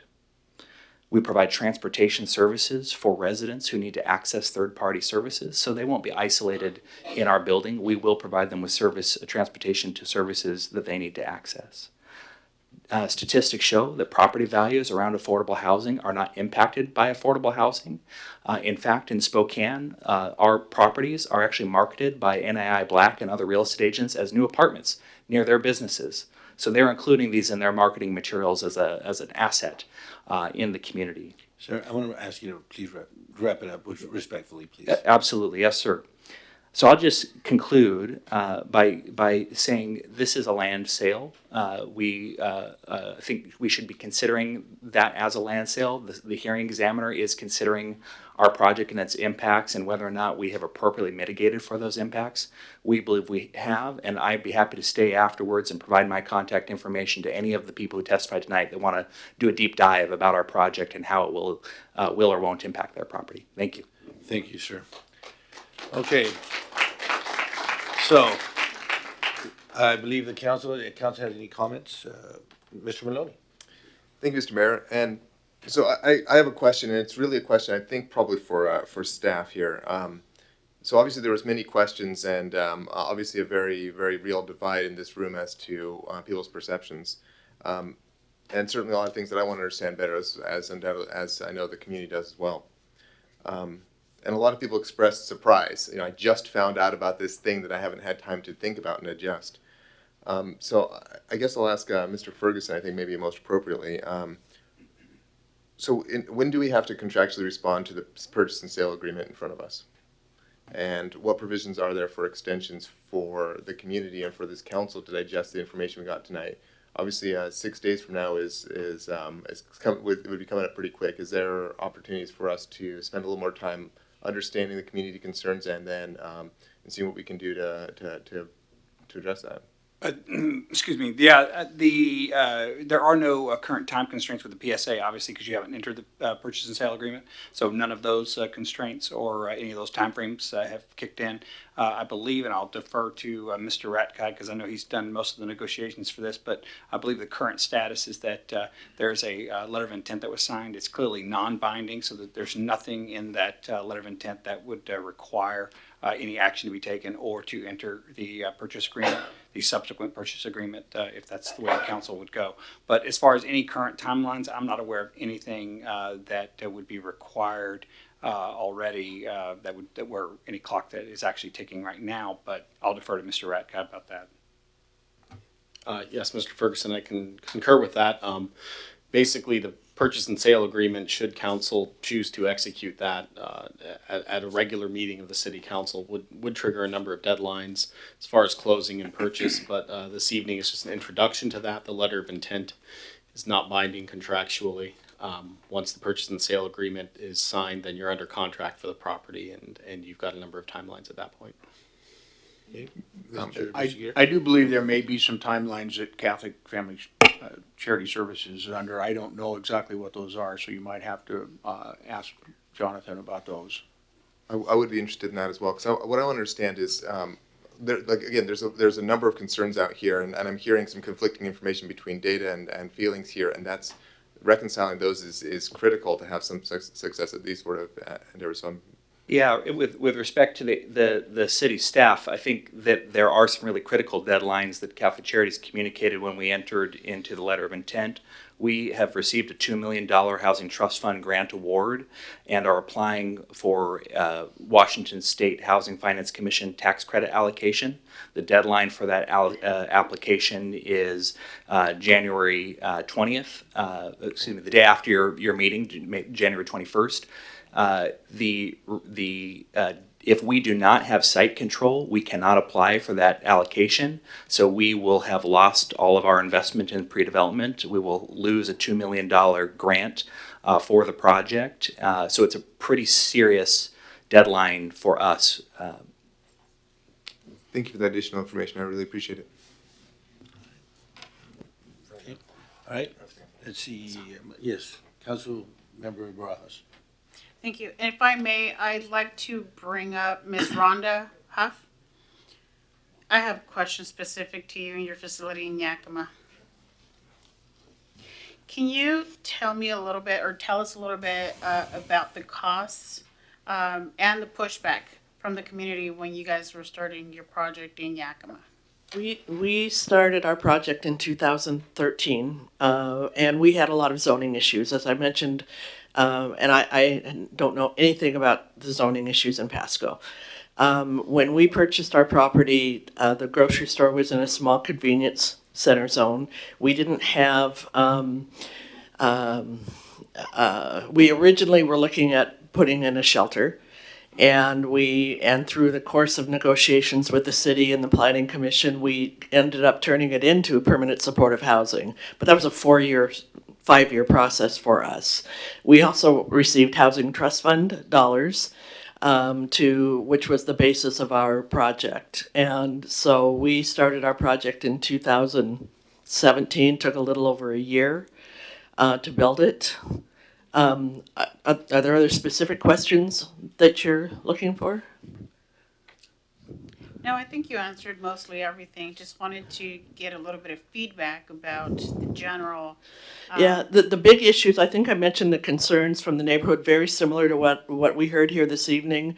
And again, the security, we were very conscientious about security, lighting, cameras, and we made those very well known to the residents as well as to the neighbors. And that has made a huge difference. Thank you. Thank you. Yeah. Can I ask a question? Hey, miss. Excuse me. Go ahead. So I know we could get your information. So I hate voting on something that I've actually never seen or been to one of these facilities, I would love to like tour it and again talk to people in the area to see. I mean, again, this is a huge decision, so I don't know if you're willing to give an open invitation to Yes. the council members. Yes, absolutely. I will give it to whoever you'd like. So tell me who you'd like to give the information to, and I'll do that. The clerk or Mr. Redkite, you wanna That would be take some information from Rhonda? I'll get it. Okay. You Yes, I'm happy to coordinate that for the city council. Thank you. Well, any other questions from the council? Oh, Mr. Alvarado. Yeah, thank you, Mr. Mayor. I have a question for, I guess, perhaps Mr. Ferguson. Obviously, this is a quasi-judicial item that came before the hearing examiner as it pertains to the use of it. And so what we're making a decision about is about the sale of a said property, and I'll get to that in a minute. But the question I have is, obviously, we have a lot of folks on record here tonight with some concerns and some additional concerns, perhaps unique. But I know the hearing examiner process is closed. Is there any precedent for being able to submit the information gathered here today to the hearing examiner? I don't know if that's perhaps Mr. White or. I actually, I will defer to Mr. White because he gets to attend all those meetings, but I can tell you that is highly problematic, probably. Okay. Yeah, the hearing examiner did continue the process to consider testimony, but it is now closed. It was closed yesterday. There's no precedent for submitting additional information? No. Okay. And my second question has to do with the actual purchase and sale agreement. I did see some, I guess, some agreements. My page 25, I guess, is the last page that we put on some memorandum of understanding. How common is that for us when we do sell a property to add additional conditions to the use? How common is it for the city of Pasco when it's selling its own property? When it's selling its own properties? It's rare. I mean, it's not something that I see often. There are oftentimes many conditions that you can put on property, the sale of property. So those conditions, because the city can support all sorts of, if it wants to support business in a certain location, they can put certain conditions on the property when it's for sale. This is a little more specific. Well, it's a lot more specific, and so it has a lot more conditions that the seller would be, or that the buyer would be entering into with us as the seller. Are those conditions based on a certain criteria, or can we add conditions to this if needed? Nothing is signed currently, so you can, at this point, it's all open. Thank you. And I do have a question for Mr. Malahan.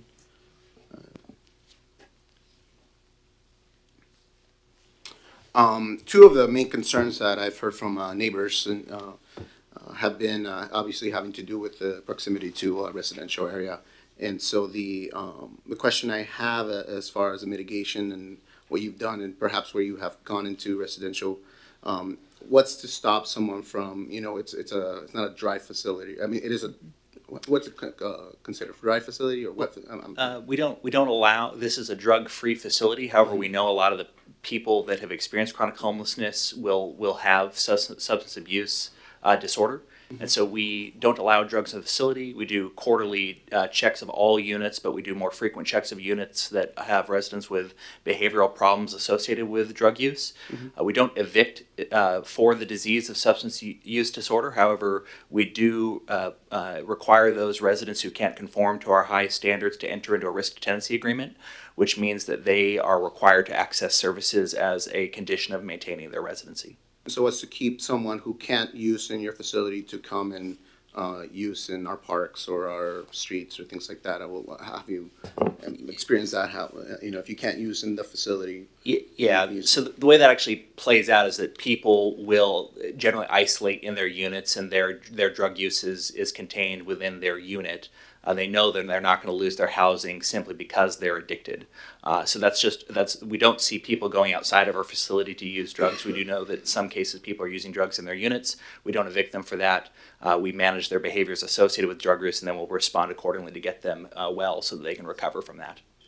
Thank you. And then the second one is one that I think left a message for you, and you did reply my call, but perhaps for the record as well, and if there's any kind of ways to mitigate from an architectural perspective, and being able to see into someone's backyard is a pretty, no matter who it is, that's not a good thing. Yeah, so I know this is an issue that will be considered by the hearing examiner because we've requested a height variance. We've engaged our architects to see if we could just build this as a 2-level facility, which we believe we can.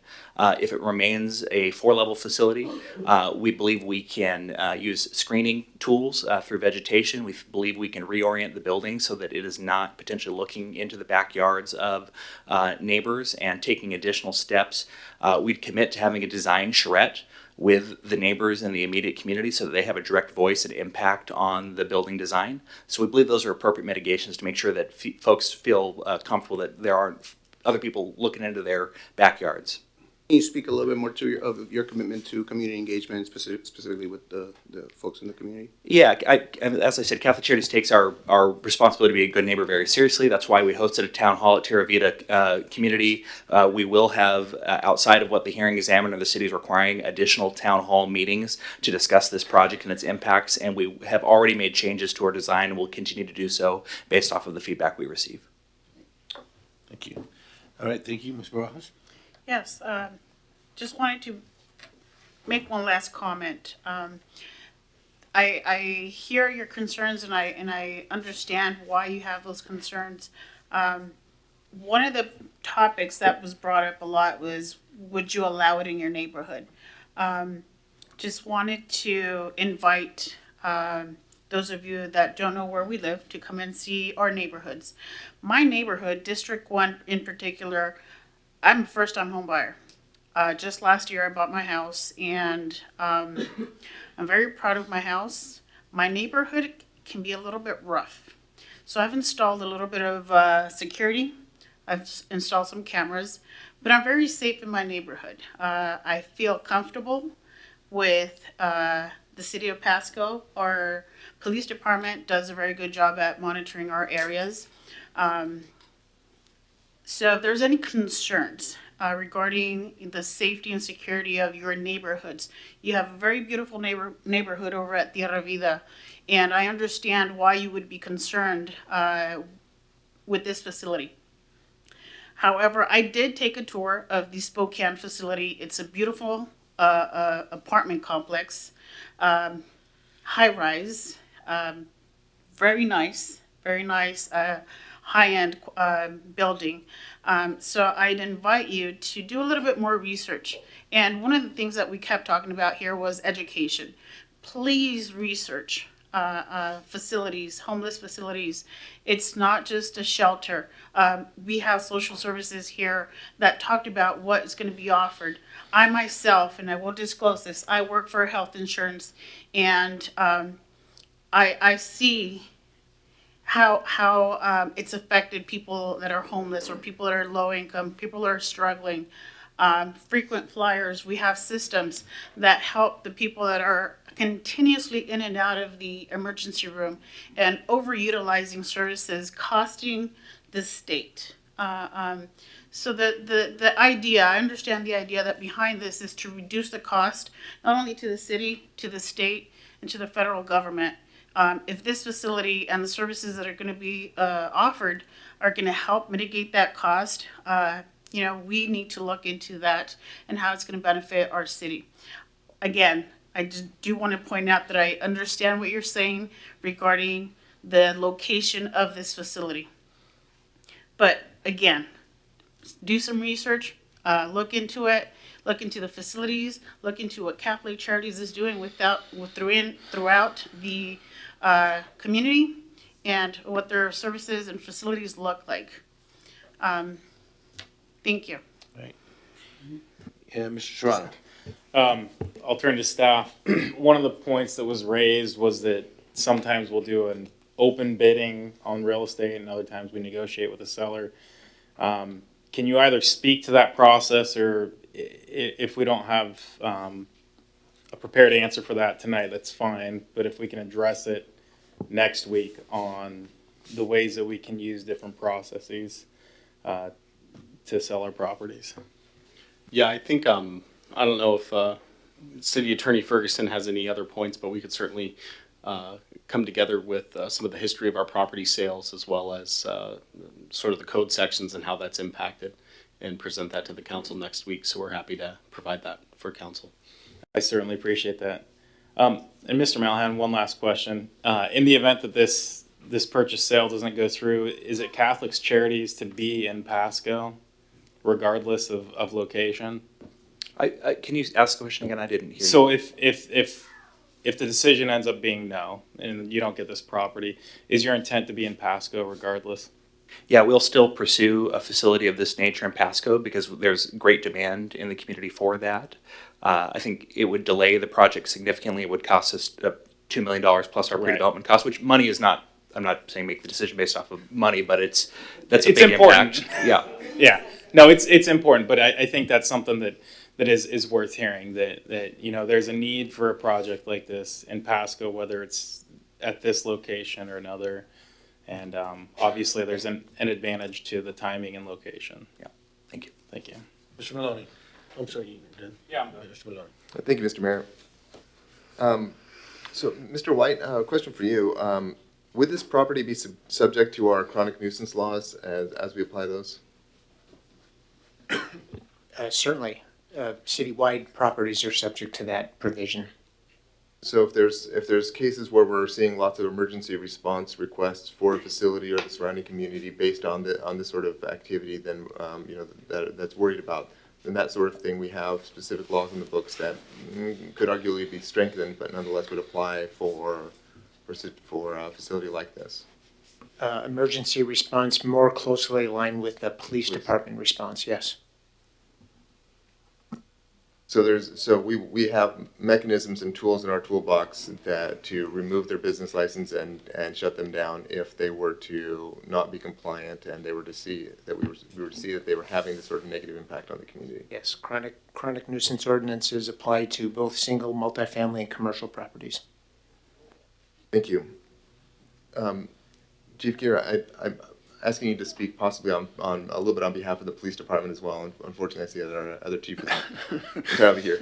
So one of the things we've heard repeatedly tonight, and this is certainly not the first time I've heard it, is that we are having people sent to Pasco from our surrounding communities. With our various responders, are we seeing that to be the case? I think I can speak. I can't speak to it from the PD side, but I can certainly speak to it from the medical side. And I don't think we've seen a huge increase or influx of people that are from out of this community that we're treating, homeless individuals that we're treating. We do see a little seasonal in the fall when some people come in for harvest time, but other than that, I would not think so. I appreciate that. That's something I know have been raised repeatedly as a concern, and I appreciate you taking the time to respond to that. So I guess where I'm standing on this, and this is a difficult question because when people say, "Would you put this in your backyard?" And the short answer is I think about the whole idea of the NIMBY thing, the not in my backyard approach, a lot. I think that's the right thing for us to do as council members, especially in a district-based vote like we have here, where we truly are responsible and communicate what is in our backyard and what would we allow. Downtown is part of my district, no question about that. And I think about the impacts to my district all the time, the disparate impacts we've had historically as a region on what it looks like east of 395. What it looks like east of the railroad tracks. This matters to me deeply. With this facility, what I've had an opportunity to go down to Denver for the last 2 years as part of the All-American Cities finalists. We as Pasco have had the opportunity to be with some of the best and most amazing cities in the entire country looking at solving big problems like these. And one thing we've seen again and again is that taking the approach of compassion often ends up aligning with best value to the taxpayers. And so the data that I've been studying the Housing First model for a decade now, or give or take. I've paid a lot of attention to what this really looks like. And I understand deeply the concerns that you bring up. that a lot of folks bring up here, and I understand that it's one of those data versus heart sort of situations. But when I look at what the data really looks like and the compassion we need to have for the people who are living on the street, it's hard for me to think that we are going to reject this, at least for me personally. And what part of what that comes down to is I believe that this facility will end up being built in Pasco, and when you look where affordable land is to be built, it's going to be in someone's backyard, and it's probably not going to be in West Pasco. And if that's the case, then this is a situation where the city has some significant leverage to get some provisions in the sale and purchase agreement that are going to be above and beyond what if average Joe citizen was selling property, would not be interested in pulling out those sort of provisions, would not be able to do. Even the sales agreement that we have here may not be able to be as strong as this. And so I'm not saying I'm decided, because I'm not. I have a lot to think about, and I really appreciate everyone coming out and voicing this. And I was hoping we were going to have a little more than a week to think about it, but unfortunately, it is pressing, and it is important to look at what has about the investment both that the federal government is willing to make, as well as the charity is looking to serve. If I got to pick this up and choose in the entire world where to put it, I'm not sure this is the place that I'd pick. But unfortunately, the city's role in this is simply that we are a seller of property, and that we have a private agency that's interested in buying it. And so we don't get to decide, point at a map, it goes here. And so that's going to be my real struggle as I looked at this, is understanding that dynamic of we don't get to choose where it goes. But the fact is that it's probably coming. Thank you. Thank you, Mr. Maloney. We'll go to Mrs. Roach. Thank you. I want to echo what's already been said by council, that I hear the concerns, of parents, and I would have the same since I'm a parent myself. One of the things that I heard also is property value, and I wanted to say that, that is something as your council person, and I think hopefully the rest of the council, I heard it, Councilmember Milne say this, we will do our due diligence in finding out how surrounding property is impacted value-wise. One of the other things that I heard was about the historical background of East Pasco, and I think that's a legitimate concern. We have put people of color, minorities in East Pasco, and so that is something. What are we doing? We need to do this intentionally, where we put this housing.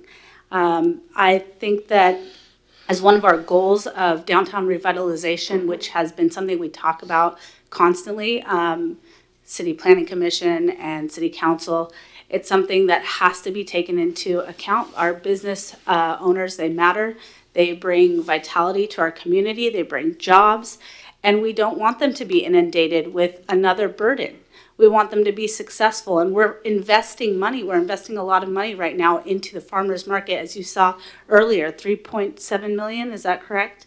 And so that's something, I guess what I'm trying to say is there's no silver bullet to this solution, to this problem of chronically homeless people. And if somebody says to you that this Pasco Haven is going to solve it, or whatever shelter or housing is going to solve it, they would be lying to you. And so we are not going to solve it, whatever our decision is, but we might chip away at solving the problem. And so that's one of the considerations that we have to make. But one thing I think is important to bring up, and I don't know whether the community here knows about it, but Pasco does something called the hotspotters.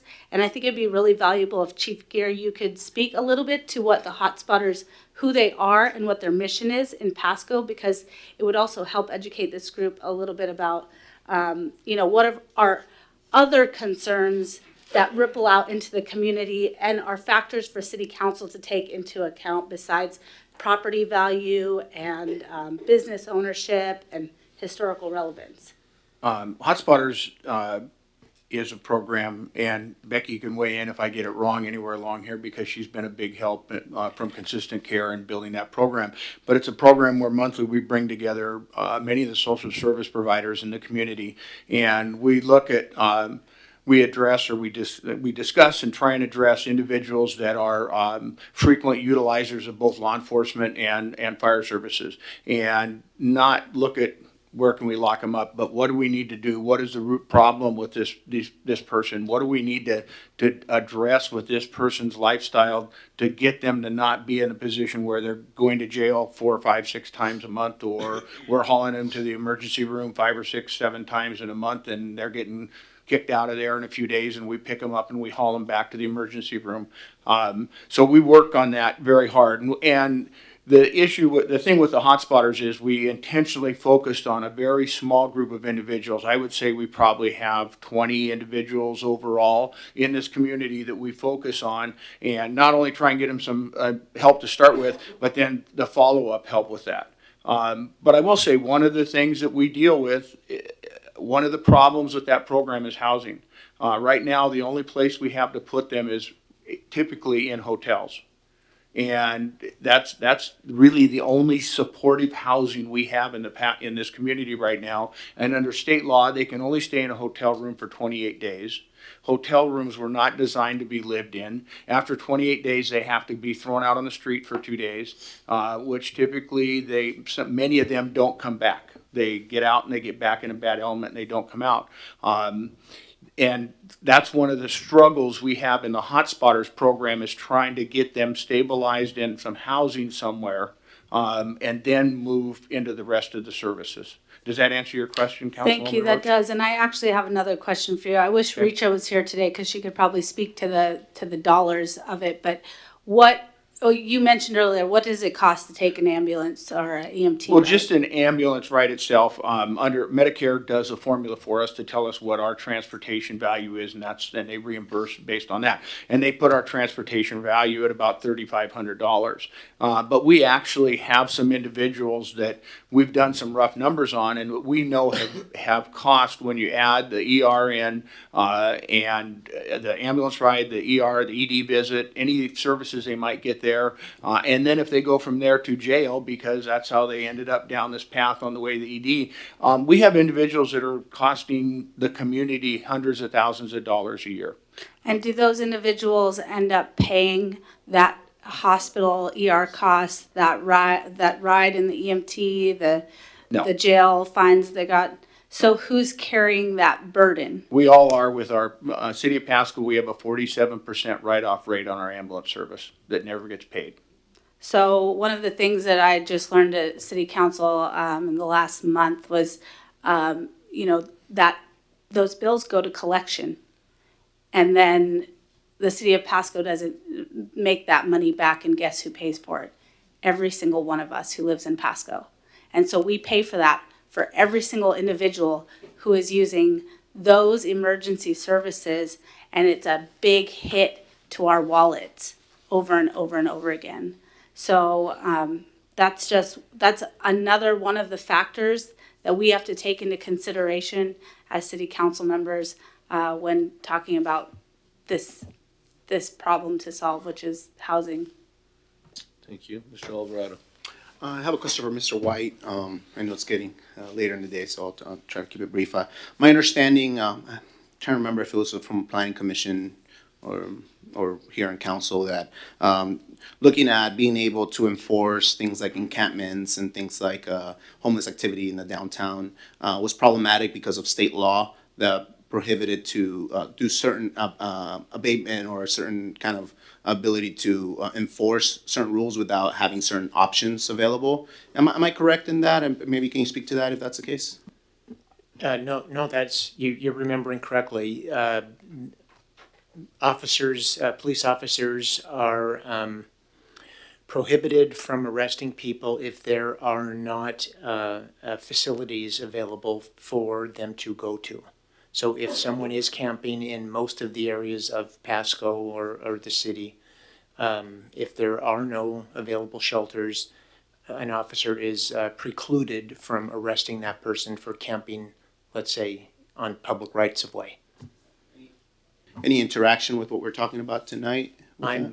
I'm not in a, I cannot speak to that I offhand. appreciate it. I just thought that was salient. I guess as a last remark for myself, and certainly this is a very complex issue, solving homelessness. It's not unique to Pasco. We're not the only ones that are trying to solve this issue, and it's not. We can't wish for it to be solved, and I think we certainly need to look at options. What I would like to offer tonight is for my neighbors in Terra Vida and Sunrise Estates is please. If you'd like to see me afterwards, I'd love to get some coffee with you, get to know you, and be able to get a little bit more of your story for me to take into consideration as I make this important decision. Thank you, Mr. Alvarado. Appreciate that. And so if there's no more comments from the council, I would just like to tell the public that, I think we've done our due diligence. You guys have done your job. We've done our job. Well, we haven't done our job yet, but we're gonna consider all the information that's been taken tonight, and we're gonna do what's this council feels is the right thing for the city of Pasco. So appreciate your help. We've been at this subject for an hour and a half, and so, would the council like to take a 5-minute break? So we're gonna go into a 5-minute break. We'll be back at 9:07. And thank you for coming, and we need to finish up our regular meeting. Thank you. Thank you.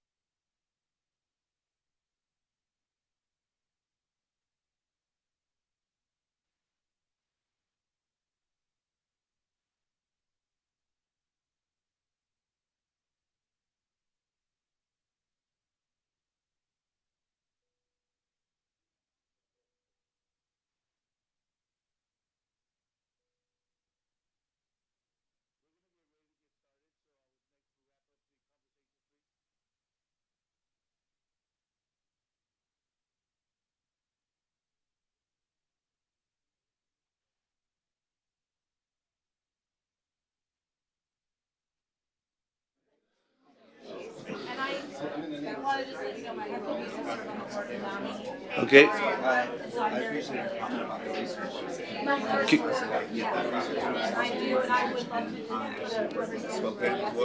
I know that it's in Spokane is in the downtown area. Other facilities are in the downtown area. East Pasco, where You guys ready? it's not downtown, it's different. Dave back?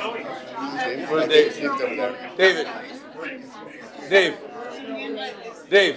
Oh, yeah. Yeah. So I've been in it, but I just wanted to let you know the mental health side of it. We work with Okay. Can I ask you guys? I'm going to the restroom. I didn't get a chance to go. I'm so sorry. Okay. Go ahead. All right. What happened? What did you tell Well, They're here for the water rights contract. Okay. We're gonna go ahead and get started. Mrs. Roach will be back in a second. I would like to bring this meeting back to order. So we need to continue on with the agenda. And next on the agenda is, yes, 4C, City Council representation on boards and committees. And when, I would just like to, if it's okay with you, and I really did need Zara to be here for this. But why don't we just continue? What I'd like to do just real quickly is go down the committees and say who I have down as the representative and the alternate. And if there's any questions, you can get back with me after the meeting and we can resolve those. But for emergency medical services, I have Blanche as the representative and David as the alternate. The Parks and Rec Advisory Council would remain David, and I will be the alternate for that one. The Old Fire Pension Board and Tri-City Public Market, the Old Fire Pension Board will be me and Blanche as the alternate.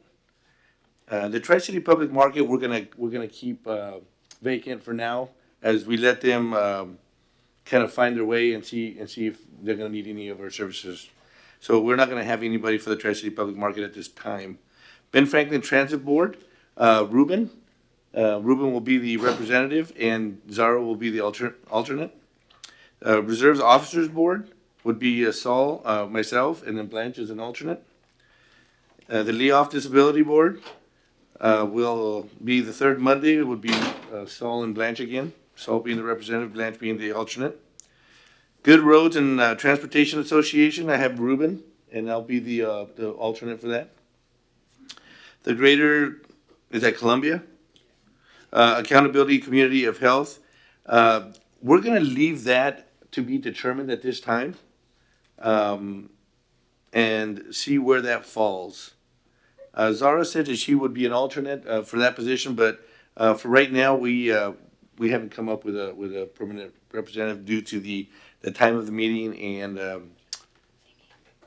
at the time it actually happens. The Tri-City National Park Committee, I will be the representative for that, and Blanche will be the alternate.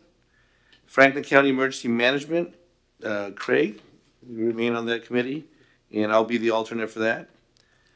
The Benton Franklin Council of Governments, Ruben and Blanche as an alternate. The Hanford Area Economic Investment Fund would be Pete Serrano, continue to be Pete Serrano, appreciate that. Track Advisory Board will remain with Craig and myself as the representatives there. Visit Tri-Cities, would like to see if Zara can be the representative for Visit Tri-Cities. And Craig, would you be the alternate for that? And yes, okay. So the Tri-Dig Board of Directors with David would be the representative and Craig would be the alternate. The Hanford Communities Governing Board, Zara, would you agree to take that as a representative and I can be your alternate on that? Tri-City Regional Facilities District Board, both Craig and I have been serving on that committee, and we need one more. Would anybody be willing to serve on the regional? No, it's not an alternate. We need 3 representatives for that one. That one they meet as called, and as you know, it probably happens once every year right now. Yeah, right now it's not very often, but okay, we'll put Blanche for that one. And Mr. Martinez, just as a thought on that as well, is the charter allows us to appoint members of the Pasco PFD board to that as well if that ends up working better for the group. So just as a Okay. If you need an alternate for Okay. that one, I'll be. Okay, all right, sounds good. Pardon me? You can put Zara instead. Would you like to Sure. be on that? Okay, then we'll have Zara be on that one. The Franklin County Solid Waste Advisory Committee, I will be the representative and Blanche the alternate. The Franklin County Law and Justice Council, we have Pete. He would be most appropriate there with Blanche as an alternate. And then the Local Housing Trust Fund Oversight Committee, David Milne. Also, Zara, would you like to participate and be the representative on the Pasco Downtown Development Association? And DPDA? Yes. Yes. Okay. And you can be the representative there, and that's what I have on my list. Well, David, you want to be the alternate for that? I'll be the alternate, yes. Okay. So that's what we have for committees. If anybody has any objection or want to have a change, of course, we can always make appropriate changes. Oh, Ruben's. Just a quick adjustment for the Ben Franklin Transit. For the Council of Governments. They no longer meet at Chapala. They meet at Ben Franklin Transit. Okay. So just a quick change in case the alternate needs to come or something like that. Okay. Who is next? Mr. Serrano? Who did you have on the Hanford Communities Governing Board? That would be I am. Zara. Okay. For some reason, I thought you and I talked about that, and that's fine. Yeah, no, Nope. Because they changed the meeting Right. time Right. till Thursday, and I just can't Yeah, make it. no worries. We talked. Sorry, Okay, I all guess right. we got our wires Did crossed. you want that, Pete? No, I'm good. Okay. And Zara? Did you? I have a question about one of them I didn't see on here. I don't see DPDA on here. It's not When do on they there. meet? Meet on Thursday at 4:00. How often? Once a month. Thursday, 4 p.m. Is it like which Thursday of the The month? third Thursday. Third Thursday. Yeah, and I'm gonna have this updated and it will be sent out Okay, to great. the council. Okay? Mr. Mayor, just one other question Go for ahead, you. Mr. On Miller. our agenda packet, we had the Pasco Public Facilities District Board Liaison positions were on the bottom of that, and I didn't hear you. I speak to did that. not mention that. Was it on here? I can only speak to what's. Pasco Facilities District? So I don't. Oh, this is not on this one here. Okay, so, and you're gonna be on that one, right? I would like to continue to be, and Mr. Milne was serving with me as well. I'm not sure if he's interested in continuing to do so, or for the Pasco PFD boardman. Okay. Yeah, just as long as they would keep me on an email, I never seem to. Okay. A lot of times on my schedule, it just helps if they send me something so I can plan it out. We will check our email lists for that and ensure that you're on there, Councilman. And I'm gonna go over this with the April, and we'll make sure we'll get it on the list. Mayor Martinez, I just wanted to alert you to this. So the one that I may be on, the Greater Columbia Accountable Community of Health, is a third Thursday, and so is DPDA. So that's a Well, scheduled. we're gonna leave that vacant for now. Okay, Yeah. sounds good. Yep. Also, FYI, the Accountable Communities of Health meets at 12, the third Thursday. That's correct. Okay. But it's to be determined. Correct. Right. Okay, thank you. Okay. Anybody else? Up? If everybody's okay with that, I'll get this list updated and we'll have it sent out to the council members. All right, so next on the agenda, we'll talk about House Bill 1406 and Mr. Jacob Gonzalez. Yes, Mr. Gonzalez Or is Mr. White, making his go way ahead. up. Last year's legislative session produced 2 affordable housing opportunities that would be applicable to Pasco. One of them, ESHB 1923, that council might be familiar with that. That will produce 3 potential code amendments to increase housing affordability, and the Pasco planning staff received a $40,000 grant to offset our staff time devoted to that effort. And then Jacob tonight will brief council on House Bill 1406, which is also potentially available to Pasco, and it would be a credit that would be guaranteed for a 20-year time period that would come out of the state portion of our local sales tax. So it's not a new tax or it's not an additional tax. It's a tax that's already going to Washington State that would be diverted, a certain small percentage would be diverted for affordable housing opportunities. So Mr. Gonzalez is very involved in both these efforts, and he'll be able to answer council's questions. Thank you, and good evening, Mayor and members of the council. Appreciate the opportunity to speak here. I think a lot of the presentations have already been completed for me, so that's nice. House Bill 1406 was a key legislation obviously passed this past summer by the state. And as Mr. White had mentioned, it is a credit against the sales tax that allows us to take advantage of that and use that funding here locally rather than going back to the state and redistribute it in the myriad of buckets that they have for funding. So in terms of how that actually works, it gets kind of complex, but the easiest way for me to understand it and then provide information back to you is that the counties and cities are both able to participate in the program. At the maximum level, the county can collect 0.0146%. At the city level, we can collect 0.0073%, which is half of what the county can collect. However, if both county and city participate, then we get that 0.0073%. In Pasco, that 0.0073% totals to about $105,000 annually. That equals about 2.1 million over the duration of the 20-year period set aside by the state of Washington. That total is calculated by the Association of Washington Cities assisted with the forecast of that, and they used December 2019 data, retail sales collection data based off the reports from the Washington State Department of Revenue. So 105,000 annually. It'll never be more than that, but it could be less depending obviously on the collection of revenue at the state level. So with that being said, the monies are revenue restricted, and so there's specific uses that this money is intended to be utilized for. House Bill 1406 is in place for the creation and support of affordable housing. So the uses are restricted for that specifically. However, Pasco's in kind of a unique position because you're also capped at, depending on what your population is what you're able to provide funding for in Pasco. Although right now we're right around 75,000 people, there's a cap. If you're 100,000 or more, you have a little bit less funding you're able to provide, not funding amount, but services you can provide. But you're capped at your current population. So because we're under that 100,000 mark, even though we'll pass that in the next 10 years, we're under it today when the bill was signed.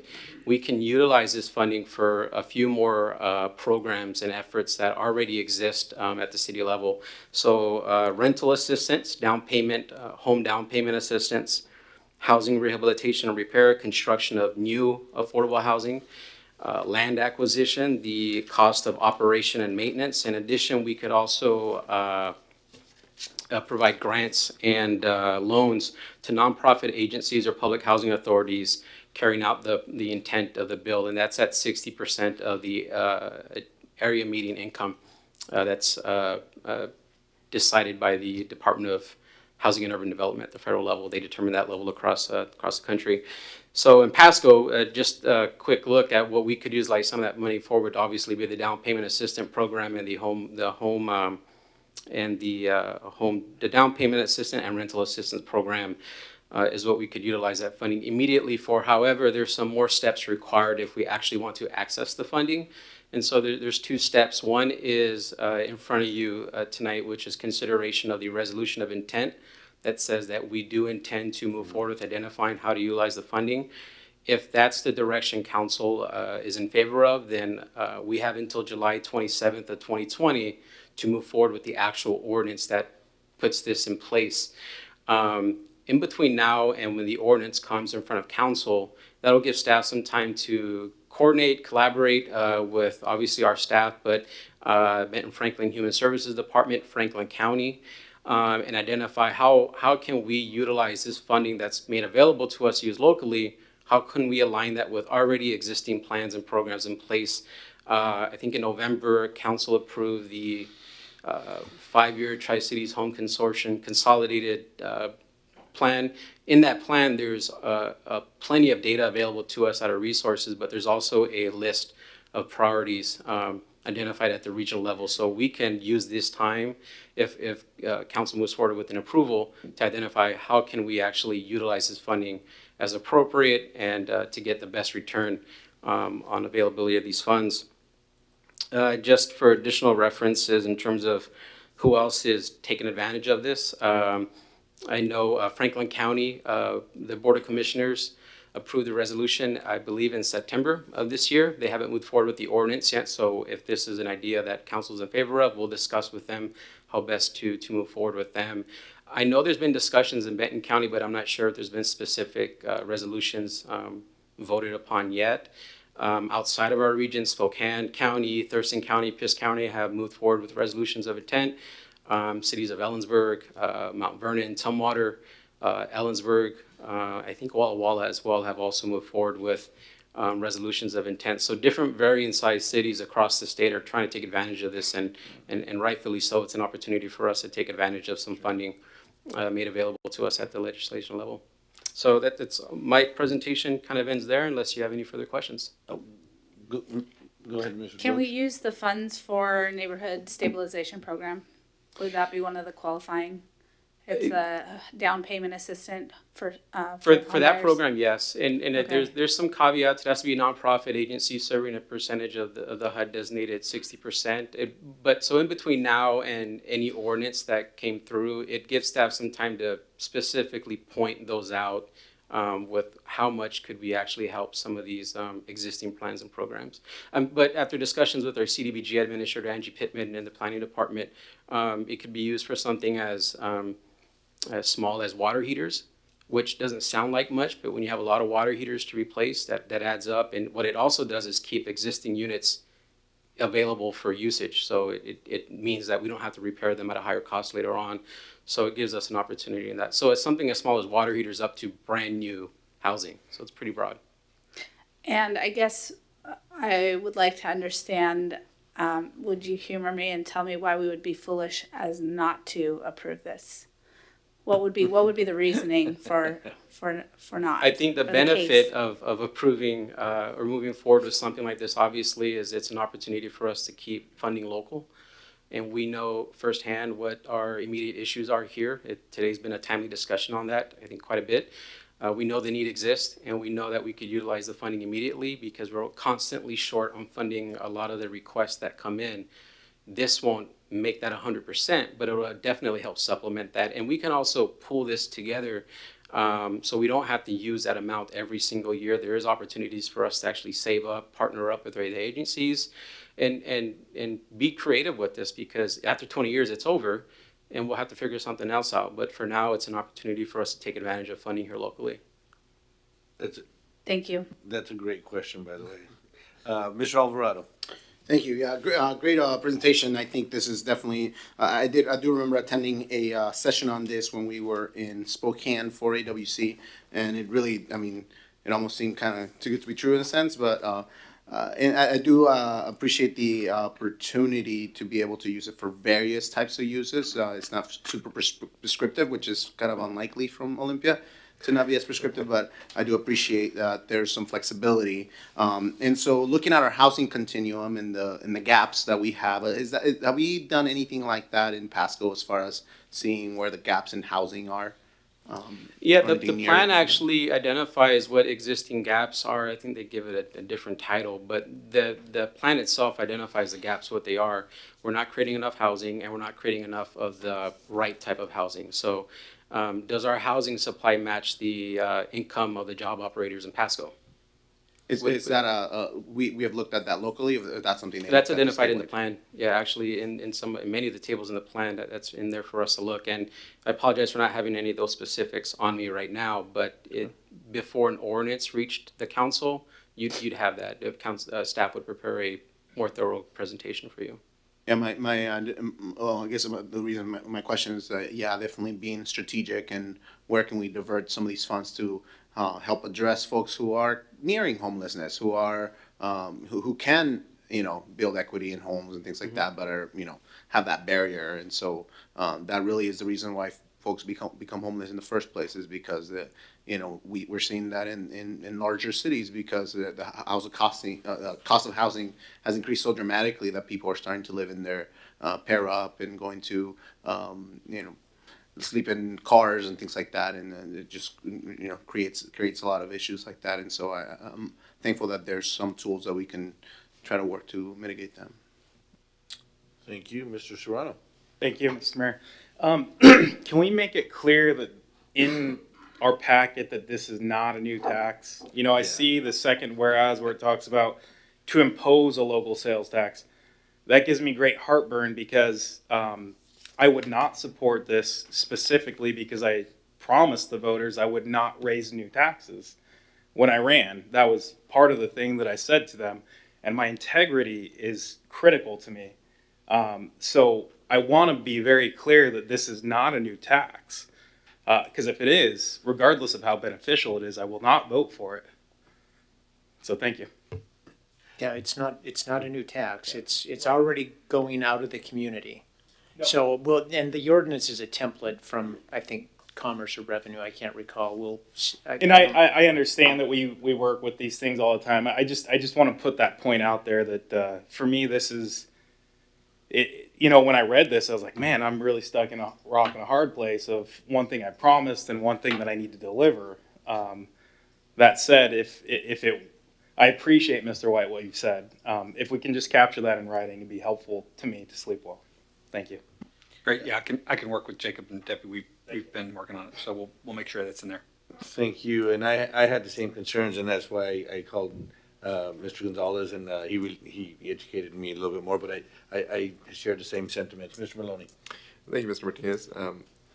It's funny because the comment I'd written up was the exact opposite. Was basically great. It's great to be able to keep some of that money that's going up to the state right now and be able to keep it in our own backyard. So I think we're all on the same page in terms of how we're perceiving it, and it's just a matter of how we're reading the words. And I think that's important to get that right.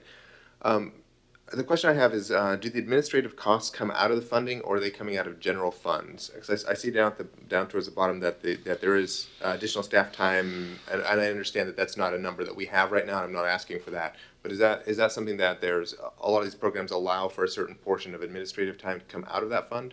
Is that the case in this, or no? And that the language in the staff report is just pointing out that if this is something that council would like to move forward with in approval of the resolution of intent between now and the ordinance, we would do some research on how much time is it actually going to take for staff to administer this, collaborate with other agencies. Obviously, it's time consuming, so it'll give us some time to actually put a more of a confirmation on what that looks like. For us, at least, that's staff level. Understood that. Would those funds come out of this this additional funding, out of this or pocket? would this No. come out of general funds? No, we don't get access to this funding, the House Bill 1406 funding, until the ordinance is adopted. And then once the ordinance is adopted, though, then some amount of overhead is covered, or well, we'll make sure we have that answer. I don't believe it comes out of 1406 money. It may come out of some other sources, though. For example, Jacob's mentioned a couple of times our block grant administrator. It is likely that some of this staff resource money will come out of the administrative piece of the CDBG program. Excellent, thank you. I just wanted to make sure I understand that there's the different buckets of money and understand that this is heavily restricted, and if it's coming out of our more flexible general funding, I did want to understand that. Thank you. We'll find out that. Okay, if there's no further questions on this matter, with the request being delivered, we will put that on the agenda for next week. 4E, we'll move right along. Thank you, Mr. Gonzalez, for your presentation. Appreciate it. 4E, water rights contract with the Washington State Department of Ecology. Mr. Worley, are you still awake? Yes, sir. Okay. Thank you, Mr. Mayor, members of council. I was a little surprised that the crowd didn't stay. I thought they were all here for this item. It's so exciting. So appreciate everybody who is still here. Tonight we're here to talk about the agreement with the Department of Ecology for the purchase of 5,000 acre-feet of water rights. As council may recognize that as the city continues to grow, so does our need to supply water for all the new growth. With that comes the need to consistently look for additional water rights, which allows the city to be able to pull water out of the river or out of the ground, treat it, and be able to provide it to our citizens and our businesses. And so the city of Pasco is a partner in the Quad City Water Right, which is a water right that Ecology has given to the 4 cities for withdrawing water out of the Columbia River. The water right is split between the 4 cities, allocated a certain amount for each one. As part of that water right, it is recognized that Pasco currently pulls out of the river more than its own allocation, but amongst all of the Quad cities, we're within the water rights of the permit that Ecology has given us. So as part of that agreement, Pasco has applied to the Department of Ecology for some additional water rights from a program that Ecology has with the Bureau of Reclamation for withdrawing water associated with the Lake Roosevelt Drawdown Program. And so this was an application that was submitted back in 2011, and it has taken this long for it to go through the process. And so we're finally there. We have the agreement, and we are ready to execute it. Once the agreement is executed, then the rest of the process goes through with a report of examination, a 30-day comment period, and then we will get the final permit from Ecology. This water right comes with a cost. It's about $35 per acre foot annually. So at 5,000 acre feet per year, we're looking at $175,000 annually that we would pay to the Department of Ecology. This is the cheapest water rights we will ever find. As a comparison, the annual or the going rate for outright purchase of water rights is $1,750 per acre foot. So if you take that amount times this 5,000 acre feet, you're looking at $8.75 million. So this is a bargain, even though it's an annual price forever. So it's staff's recommendation that we move forward and bring this back to council next week for approval. And with that, I'd be happy to answer any questions. Thank you. Mr. Alvarado. So I'm sure you've done the spreadsheet for how long it will take to even out or for it to be more expensive. Yes, it's about 60 years. Thank you. Thank you. Anybody else? Very important topic, and always good to hear that we're at least getting to where we need to be, and looking forward to making sure we maintain that.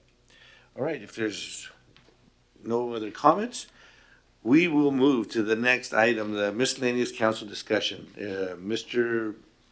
Bob Gear, any comments? No, I have nothing for miscellaneous discussion. Okay. Any council comments? Okay, Ms. Bras? Just a quick invite. I believe it's next weekend. That is the Polar Plunge, if I'm not mistaken. And the city of Pasco's police department has 12 officers that will be taking the plunge. If you go into, I believe it's the police department's website or any of the particular officers' Facebook page, you can make a donation. The donations go directly to the Special Olympics. Again, invite you all and the public to either go support them in person at when they're actually taking the plunge, bring them some hot chocolate, donuts or something, and donate if you can. Thank you. Can I nominate Eric for this? Absolutely. I'm just joking. Okay, so any other comment, any other discussion? If not, then we'll move right into item number 6, and there is a need for executive session tonight. The city council will now meet in executive session. And the purpose of this executive session is to discuss litigation or potential litigation with legal counsel. The executive session is expected to last approximately 20 minutes and will be attended by the city manager and the city attorney. No action will be taken during the executive session. At the conclusion of this executive session, I will reconvene the meeting of the city council, entertain any action desired by the council, and adjourn the meeting. With that, we will be... Mr. Mayor, Mr. Ferguson just advised me that he can probably do it in 10 minutes if you'd like to schedule 10 instead of 20. Then I retract the 20 minutes to 10 minutes, and the council will entertain any action desired by the council after that and adjourn the meeting. So with that, we'll now be in executive session. Thank you.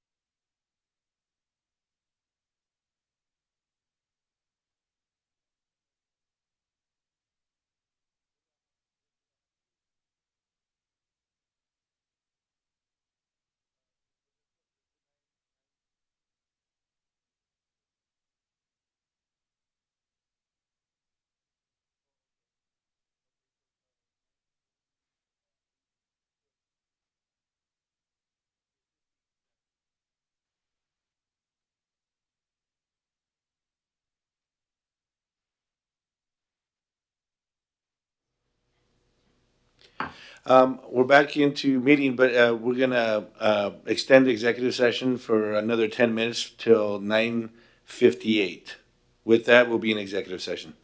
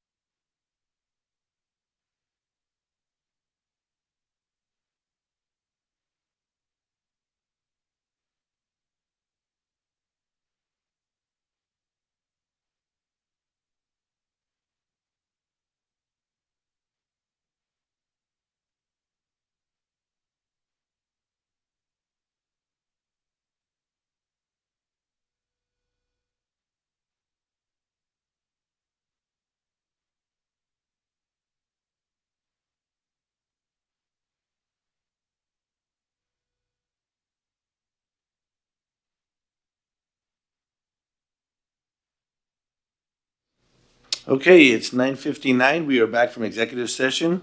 The meeting is, if there's no further comments and there's no desired actions from the council, this meeting is now adjourned. Thank you.